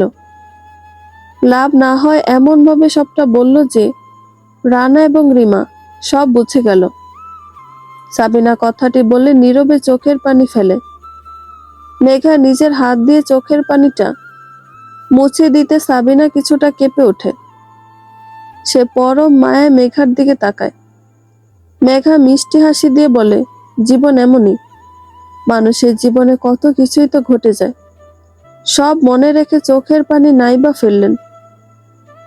আমার পরিস্থিতি তুমি বুঝবা না গো মেয়ে। সাবিনার এই কথায় মেঘা কিছুটা উপহাস করে হেসেই বলে, সব বুঝি, এত অবুঝ নই। না বলা অনেক কথাও বুঝেনি। সাবিনা মেঘার এই কথার ভাবার তো বুঝতে পারে না। মেঘা শান্ত গলায় বলে, তেমন কিছুই নয়, শুধু বললাম আমার জীবনেও তো বহু ঘটনা ঘটে গেছে, তাই মানুষের পরিস্থিতি একটু হলেও বুঝি। এটা বলে মেঘা পরিস্থিতি বদলাতে নিজের ব্যাগে থাকা দুটো চকলেট বের করে বলে, চলুন মজা করে চকলেট খাই। আমার বয়সের সঙ্গে এসব পাগলামি যায়? চকলেট খাওয়া মানায়? চকলেটের গায়ে তো লেখা নেই এই বয়স সীমার মানুষই তাকে খেতে পারবে। তাহলে আপনার বয়সের সঙ্গে যায় কিনা বুঝবো কিভাবে কাকিমা? কথাটি মেঘা খুব মজার স্বরে বলে। সাবিনা ম্লান হাসে। মেঘা চকলেটের খোসা ছাড়িয়ে সাবিনার মুখের দিকে এগিয়ে দিয়ে বলে, এটা দিয়ে না হয় সুখ দুঃখ বিনিময় করি। তোমার যা জীবন তাতে তো এত সুখ নেই, তাও তুমি সুখ বিলাও কেন? সাবিনার মজার স্বরে বলা কথাটি শুনে মেঘা হাসতে হাসতে জবাব দেয়, যতটা সুখ আছে ততটাই না হয় বিনিময় করি। এটা বলতে সাবিনা চকলেট মুখে নেয়, মেঘাও খায়। অতঃপর মেঘা সাবিনাকে তার জীবনের মজার মজার কিছু ঘটনা বলে, যেগুলো এমন ভাবভঙ্গি নিয়ে বলে যে সাবিনা হাসতে বাধ্য হয়। সাবিনার মুখে হাসি ফুটতে মেঘাও খুশি হয়।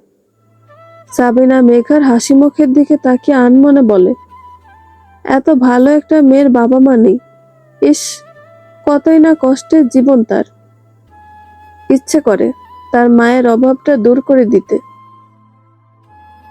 আলতাপ তার বন্ধুর সঙ্গে কথা বলে ফোন রাখে। তার এক বন্ধুর সাহায্যে যে প্রিয়া অর্থাৎ মৌমিতার ব্যবস্থা নিতে যাচ্ছিল, কিন্তু যার সাহায্যে ব্যবস্থা নিবে সে অনেক টাকা দাবি করে। সেই টাকাই চাইতে গিয়েছিল সাবিনার কাছে, কারণ আলতাবের কাছে কিছুই নেই, কিন্তু সেটা পেল না। তার বন্ধু তাকে মাত্র জানালো টাকা ছাড়া কিছুই হবে না। তাই আলতাব সাবিনাকে ফোন দেয়। সাবিনা তার নাম্বার দেখে কেটে দেয়। আলতাব বারবার ফোন দিতেই থাকে। অতঃপর সাবিনা এসব বিরক্তি নিতে না পেরে ফোন বন্ধ করে দেয়। এটা দেখে আলতাব রেগে যায়, তবে সে নিজেকে সামলে নেয়। সে আবার সাবিনার ঘরের সামনে যাওয়ার সিদ্ধান্ত নেয়। সে এমনটা ভাবছিল, সেই সময় সাবিনার ফোন থেকে মেসেজ আসে। আলতাব কিছুটা অবাক হয়। মাত্রই তো ফোন বন্ধ করে দিয়েছিল, এখন খুলে আবার মেসেজ দিচ্ছে। আলতাব মেসেজটি বের করে পড়ে। সেখানে সাবিনা লিখেছে, আমাকে বিরক্ত করবে না। তোমার টাকা চাই তো, সেটা আমি দিয়ে দিচ্ছি, তবে এখন নয়। রাতে সবাই ঘুমিয়ে গেলে নিতে এসো।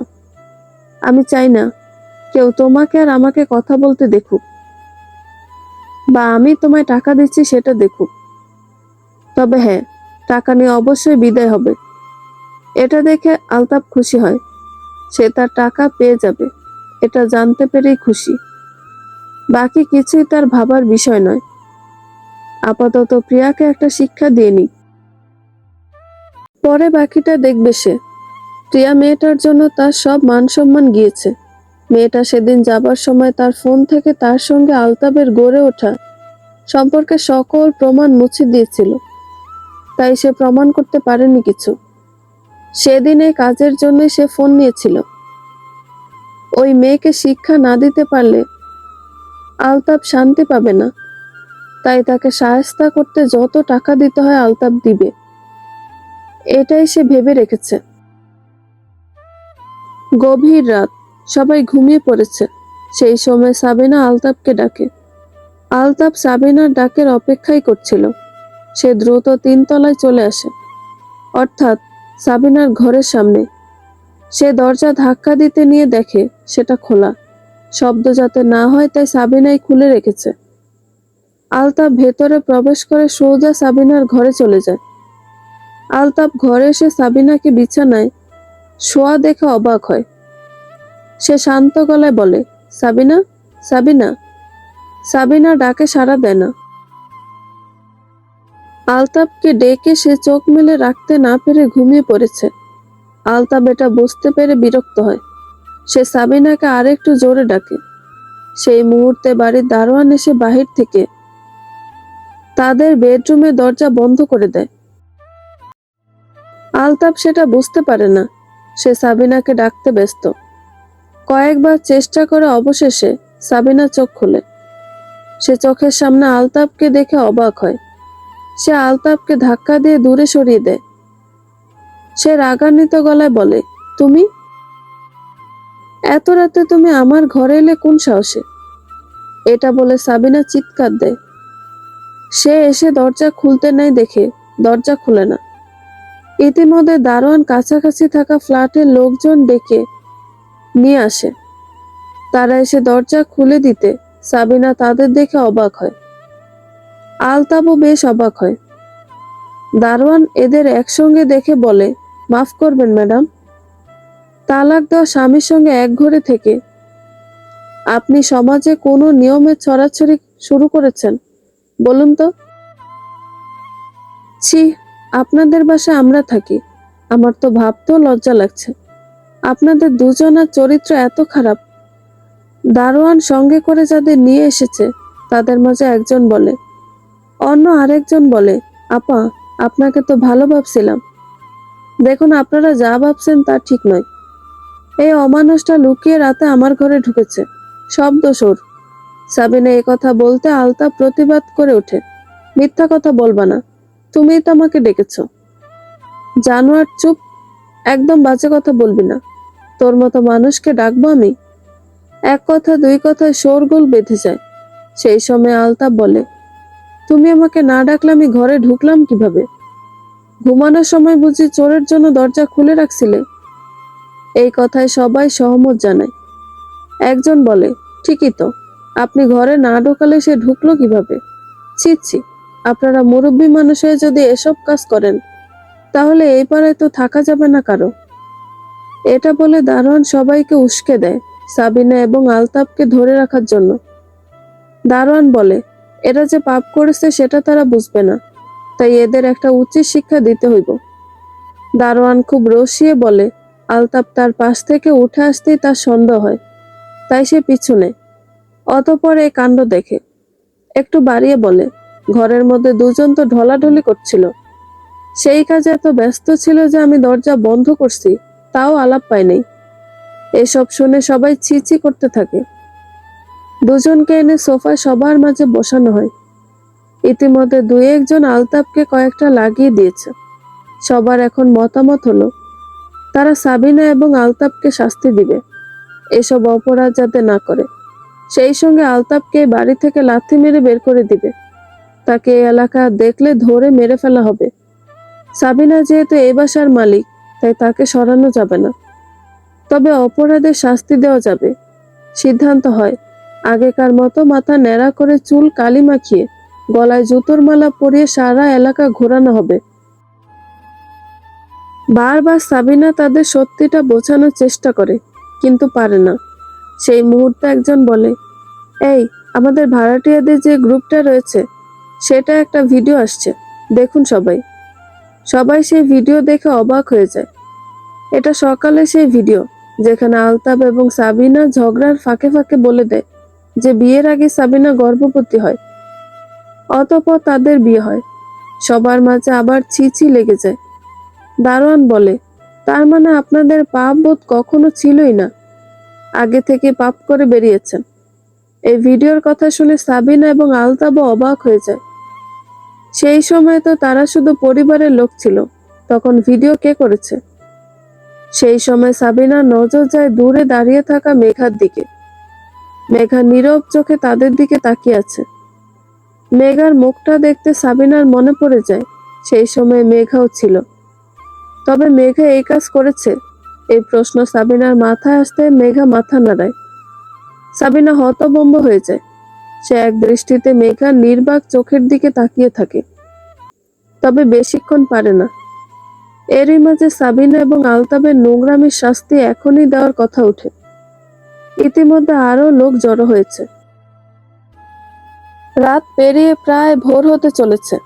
সাবিনা এবং আলতাবের মাথা ন্যাড়া করে দেওয়া হয়, অতঃপর চুনকালি মিশিয়ে তাদের মাথায় দেওয়া হয়।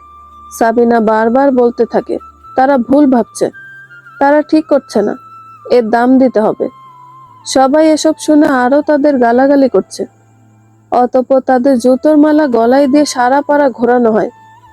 তাদের সঙ্গে হওয়া এই সমস্ত দৃশ্য ভিডিও করা হয়। সেই ভিডিও সামাজিক যোগাযোগ মাধ্যমে ছড়িয়ে দেওয়া হয়। শুধু সেটাই নয়, আগের ভিডিওটাও। এবং ক্যাপশনে বলা হয়, বিয়ের আগে পেট বাঁধিয়েছে, এখন ডিভোর্সের পর আবার একই কাজ করছে, তাই এদের টুকটাক শাস্তি দেওয়া হলো। অপমান অপদস্থ হয়ে সাবিনা একদম ভেঙে পড়ে। সে এসে ঘরের মেঝেতে বসে পড়ে। সেই মুহূর্তে মেঘা এসে তার পাশে বসে। সাবিনা তার উপস্থিতি বুঝে শান্ত গলায় বলে, তোমাকে মেয়ের মতো দেখেছিলাম, মায়া করে ঘরে জায়গা দিলাম, আর তুমি কিনা এসব ভিডিও করে ছাড়লে। কেন বলো তো? আলতাবকে ঘরে ঢোকানোর পিছনেও তুমি ছিলে। আমার এত বছরের সব মান সম্মান নষ্ট করে দিলে কেন গো? মেঘা শান্ত চোখে সাবিনার দিকে তাকায়। তার চোখে চোখ রেখে নরম গলায় বলে, বিনিময়। ওই যে বললাম, আপনার সঙ্গে বিনিময় করতে এসেছি, তবে কিঞ্চিত মিথ্যে ছিল।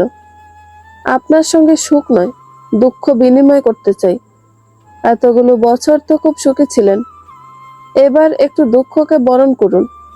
মেঘার কথা শুনে সাবিনা হতভম্ব হয়ে যায়। সে বিস্ময় দৃষ্টি নিয়ে মেঘার দিকে তাকিয়ে থাকে। মেঘা এটা দেখে উপহাসের হাসি দিয়ে বলে, আমাকে মেরে ফেলতে ইচ্ছে করছে? খুব রাগ হচ্ছে আমার ওপর, তাই না? ইস, খাল কেটে কুমির ঘরে নিয়ে আসলাম, তাই না?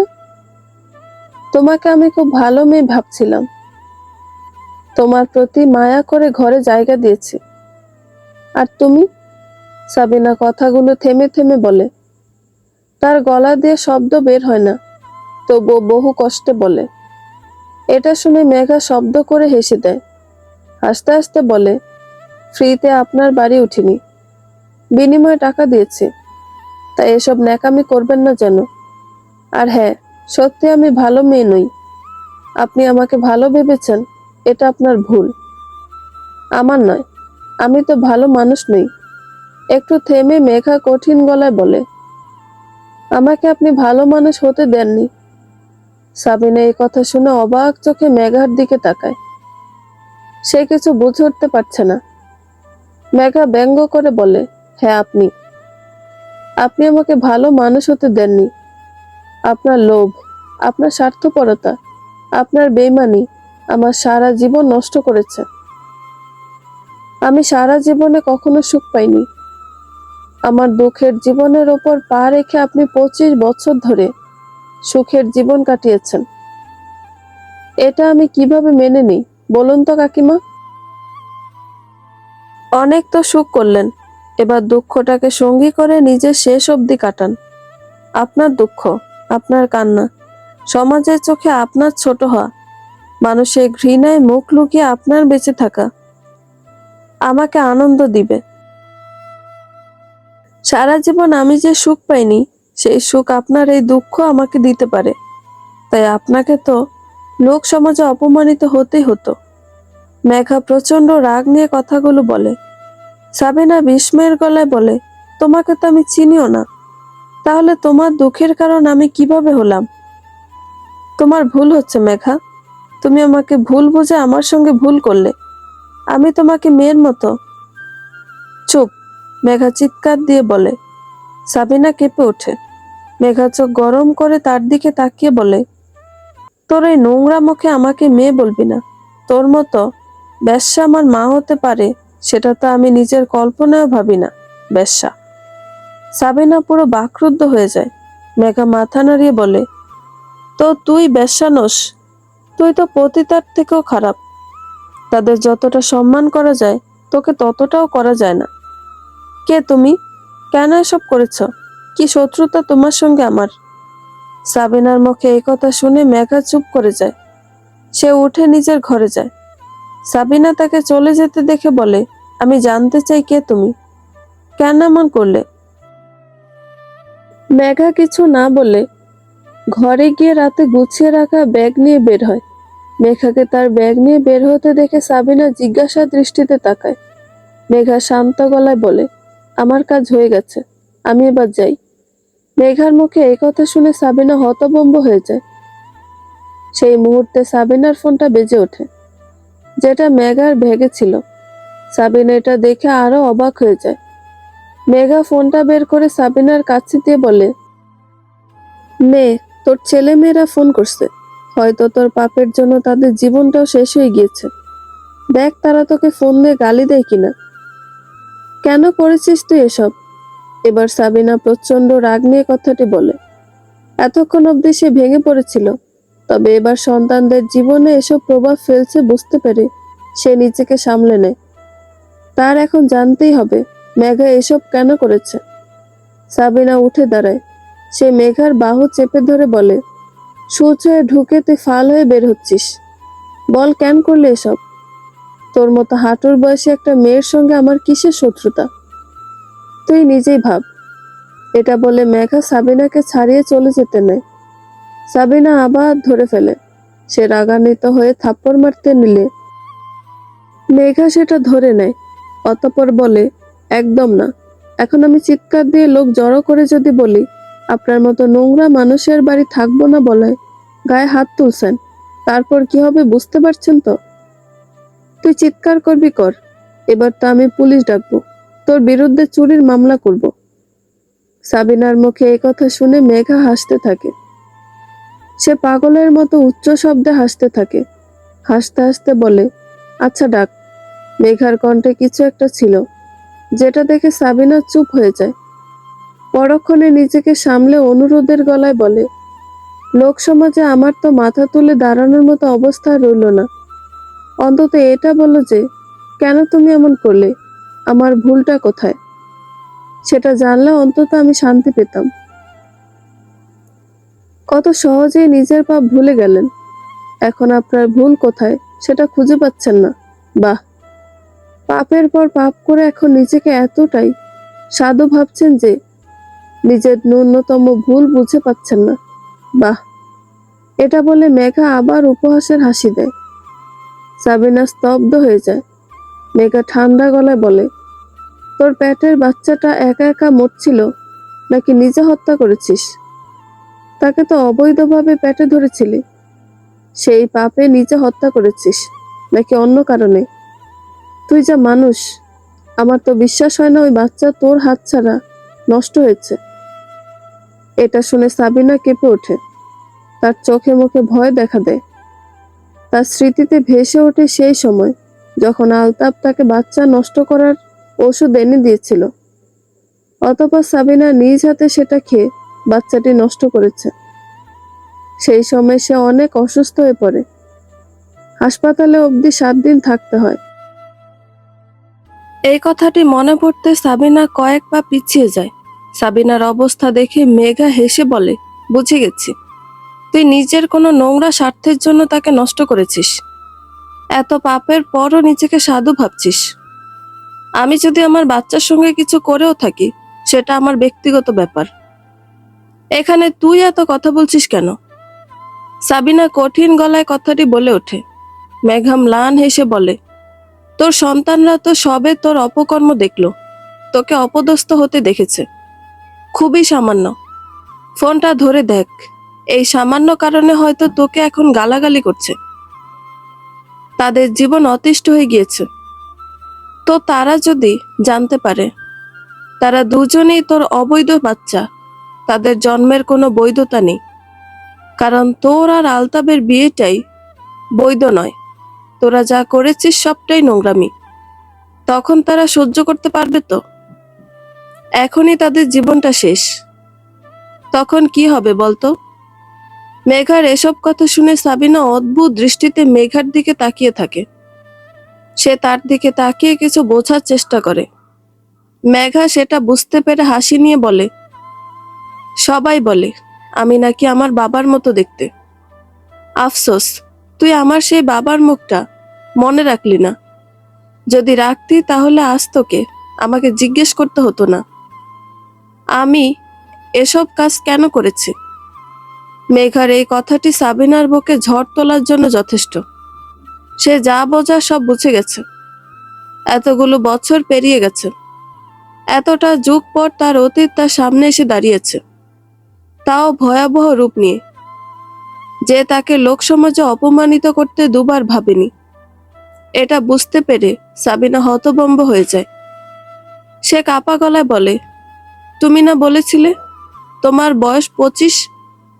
না, একদম না। আমি বলেছি আমার বয়স 25 পেরিয়ে গেছে। এটা বলে মেঘা অদ্ভুত এক বিজয়ের হাসি দিয়ে সাবিনার ঘর ত্যাগ করার জন্য পা ফেলে। সাবিনা কাপা হাতে মেঘার ডান হাতটি ধরে ফেলে। মেঘা ঘুরে কঠিন চোখে সাবিনার দিকে তাকায়। সাবিনা কাঁদো কাঁদো গলায় বলে, তোমার প্রতি আমার চোখে জন্ম নেওয়া মায়াটা মিথ্যা নয়। এটা শুনে মেঘা উপহাসের এক ঝাঁঝালো হাসি দিয়ে সাবিনার হাত ছাড়িয়ে নিয়ে চলে যায়। সাবিনা সেখানেই বসে পড়ে। তার ফোনটা অনবরত বেজে চলেছে। পরিচিত সবাই তাকে ফোন দিচ্ছে, সঙ্গে রানা এবং রিমাও। হয়তো সাবিনা এবং আলতাবের এই অবস্থা ভাইরাল হওয়ার পর রানা এবং রিমার জীবনেও ভয়াবহ প্রভাব পড়েছে। তাদের ওখানে টিকে থাকা হয়তো কষ্টকর হয়ে যাচ্ছে। সবটা বুঝতে পেরে সাবিনা একটি বড় দীর্ঘশ্বাস ফেলে। তার চোখের সামনে মেঘার বিদ্রূপের হাসিমাখা মুখটি ভেসে ওঠে। সাবিনার চোখ দিয়ে অঝরে পানি গড়িয়ে পড়তে থাকে। মৌমিতা কলিং বেলের শব্দ পেয়ে দরজা খুলে দেয়। দরজা খুলে মেঘাকে দেখে হাসি মুখে জড়িয়ে ধরে। অতঃপর বলে, অফিসের ছুটি শেষ হওয়ার আগেই চলে আসলি। ভিডিওটা দেখলাম, জোশ ছিল। মেঘা ম্লান হাসে, অতঃপর ঘরের মধ্যে চলে যায়। মৌমিতা এটা দেখে নরম গলায় বলে, মন খারাপ? মেঘা দুপাশে মাথা নাড়ায়, যার অর্থ না। মৌমিতা তাও বলে, মন খারাপ? না, তোকে ধন্যবাদ। তুই এগিয়ে না আসলে এত কিছু সম্ভব ছিল না। ওই ঘটনার পর তোকে অনেক লোক বাজে কথা বলছে। বাসের ঘটনায় প্রায় মানুষ তোর পক্ষে থাকলেও কিছু লোক তো তোকে বাজে কথা বলেছে। এমনটা হবে জেনেও তুই বন্ধুত্বের জন্য এমন পদক্ষেপ নিলি, সেটার জন্য আমি তোর কাছে সারা জীবন কৃতজ্ঞ থাকবো মৌমিতা। এটা শুনে মৌমিতা মেঘাকে জড়িয়ে ধরে, হাসি মুখে বলে, ভাগ্যের চাকায় আমরা দুই অনাথ এক হয়ে গেলাম। আমাদের তো একে অপরকে এতটা ভালোবাসা উচিতই। এটা শুনে মেঘা মুচকি হাসি দেয়। সত্যিই তাই, ভাগ্য তাদের মিলিয়ে দিয়েছে। সারা জীবন যে ভালোবাসা মেঘা চেয়েছিল সেটা কেউ তাকে দেয়নি, একমাত্র এই মেয়েটা ছাড়া। সাবিনা মেঘার বাবাকে ছেড়ে আলতাবের সঙ্গে পালিয়ে যাওয়ার পর মেঘার জীবনটা নরক হয়ে গিয়েছে। হ্যাঁ, সাবিনা মেঘার মা, সেই মা যে মেঘাকে গর্ভে নিয়ে আলতাব নামক এক ধনী ব্যক্তির সঙ্গে প্রেমের সম্পর্কে জড়িয়ে যায়। মেঘার বাবা খলিল সাধারণ এক দিনমজুর ছিল। অভাবের সংসারে ভালোবাসা থাকলেও সাবিনা সে ভালোবাসায় খুশি হলো না। তার টাকার প্রয়োজন ছিল। তাই তো মেঘার জন্মে 4 মাসের মাথায় আলতাবের সঙ্গে ঘনিষ্ঠ সম্পর্কে জড়াতে দুবার ভাবেনি।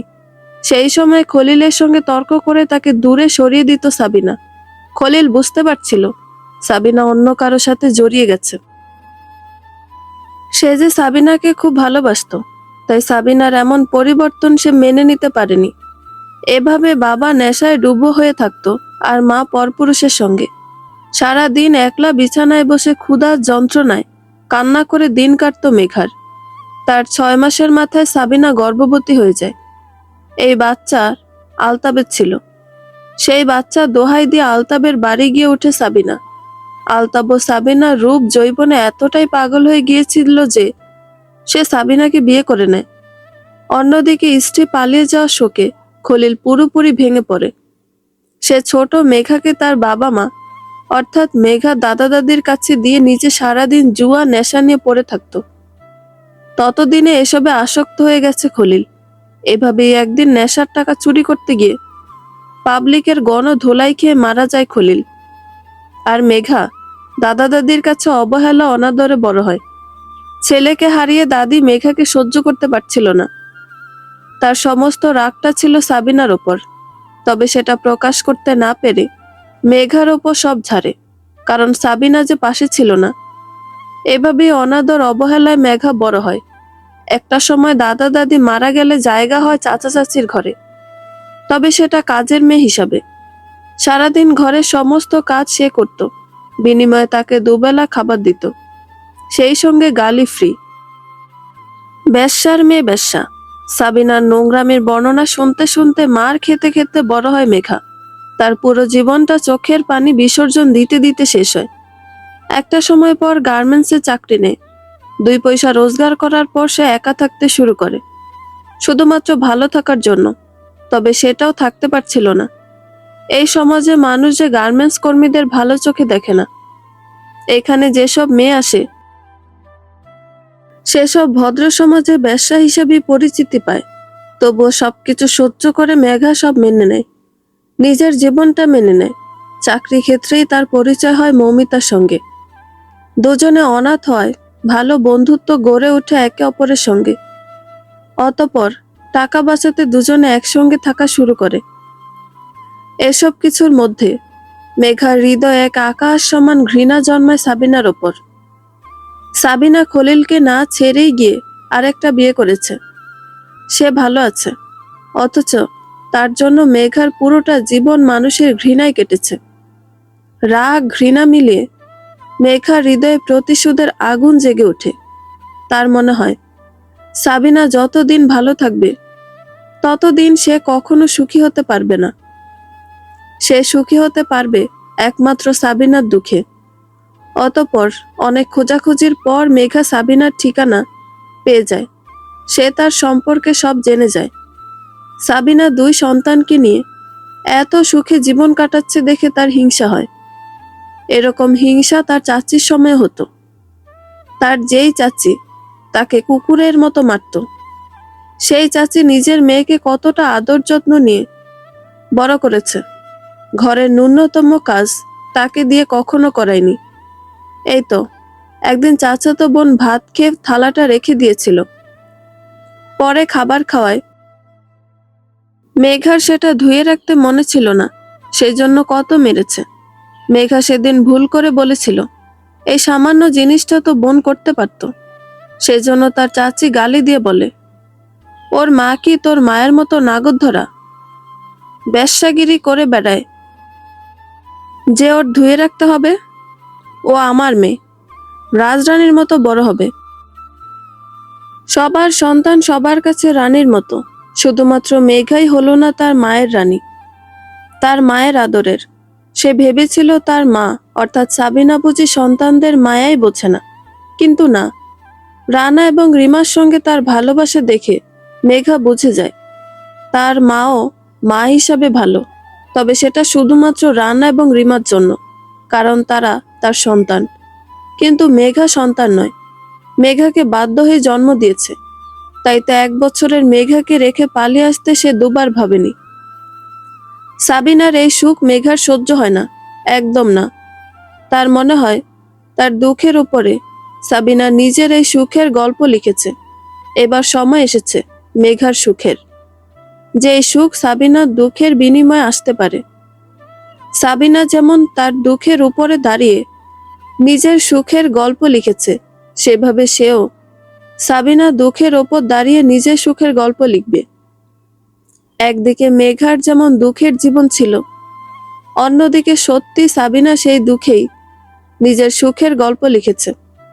সে আলতাবের সঙ্গে পালিয়ে এসে বিয়ে করে, যদিও আলতাব চাচ্ছিল না। তবে সাবিনা খুব চতুর মহিলা ছিল।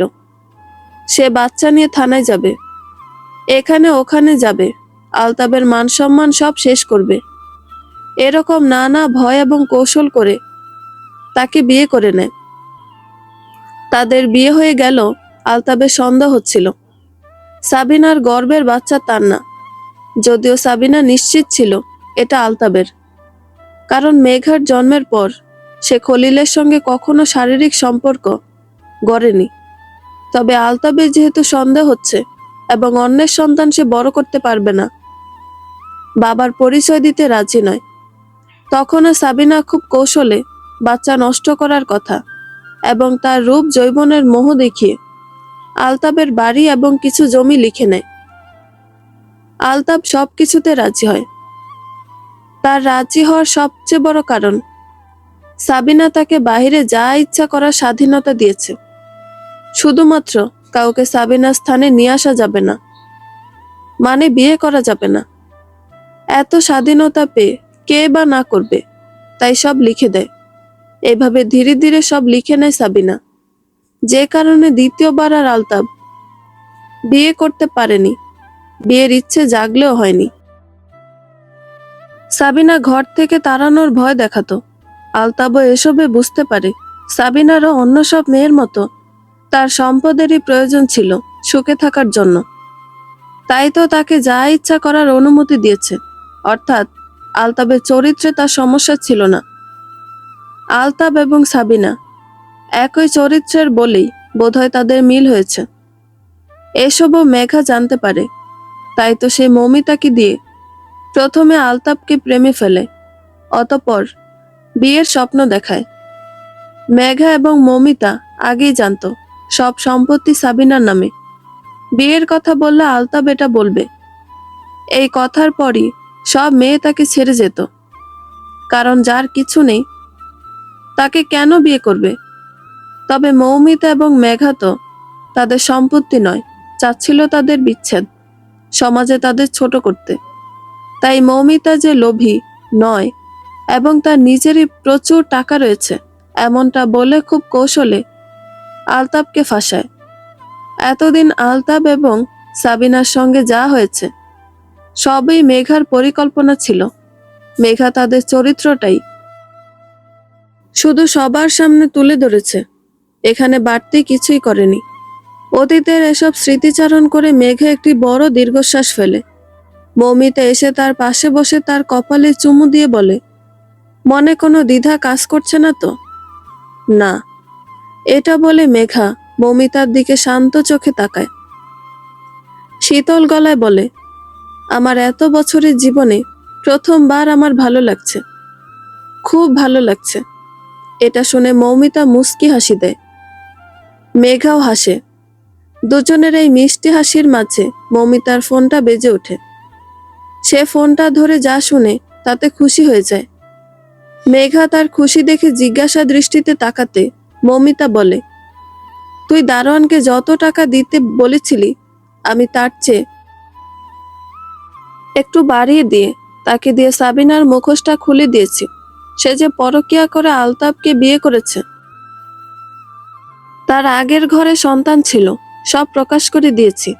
এই ঘটনার পর বিল্ডিংয়ে সাংবাদিক আসে। তারা সাবিনার সঙ্গে তো কথা বলতে পারেনি, তবে দারোয়ান সহ বাকিদের সাথে কথা বলে, তাতেই সব কাজ হয়ে যায়। মেঘা এটা শুনে খুশি হয়েও হয় না, ম্লান গলায় বলে, রানা এবং রিমা দোষ না করেও ভোগান্তিতে পড়ল। এটা শুনে মৌমিতা চুপ হয়ে যায়। সে মেঘাকে শক্ত করে জড়িয়ে ধরে, শান্ত গলায় বলে, বড় কিছু পেতে হলে ছোট ছোট বলিদান দিতেই হয়, তবেই তো একটা বিনিময় পূর্ণতা পায়। মেঘা মাথা নাড়ায়, অতঃপর দুজন লম্বা এক ঘুম দেয়। এই ঘুম ভাঙলে তাদের জন্য নতুন এক সকালের আগমন ঘটবে, যেই সকাল তাদের দুজনার জন্যই নতুন এবং প্রাণবন্ত। হয়তো এই ভোরের আড়ালে তাদের অতীতের এই ভয়াবহ বিনিময়ের গল্প চাপা পড়ে যাবে। তারা চাপা দিতেই লম্বা ঘুম দেয়। দুঃখ বিনিময়ের মাধ্যমে তারা যে সুখ পেয়েছে সেটা যে তারা আর মনে রাখতে চায় না। তাই তো নতুন ভোরের নতুন আলোর সঙ্গে সব বিনিময়ের গল্প চাপা দিতে হয়। বন্ধুরা, গল্পটি ভালো লেগে থাকলে একটা লাইক করে দিবেন এবং গল্প সম্পর্কে কোনো মতামত জানানোর থাকলে কমেন্ট করতে পারেন। নতুন নতুন আরো গল্প শোনার জন্য চ্যানেলটি সাবস্ক্রাইব করে পাশেই থাকবেন। ধন্যবাদ সবাইকে, ভালো থাকবেন।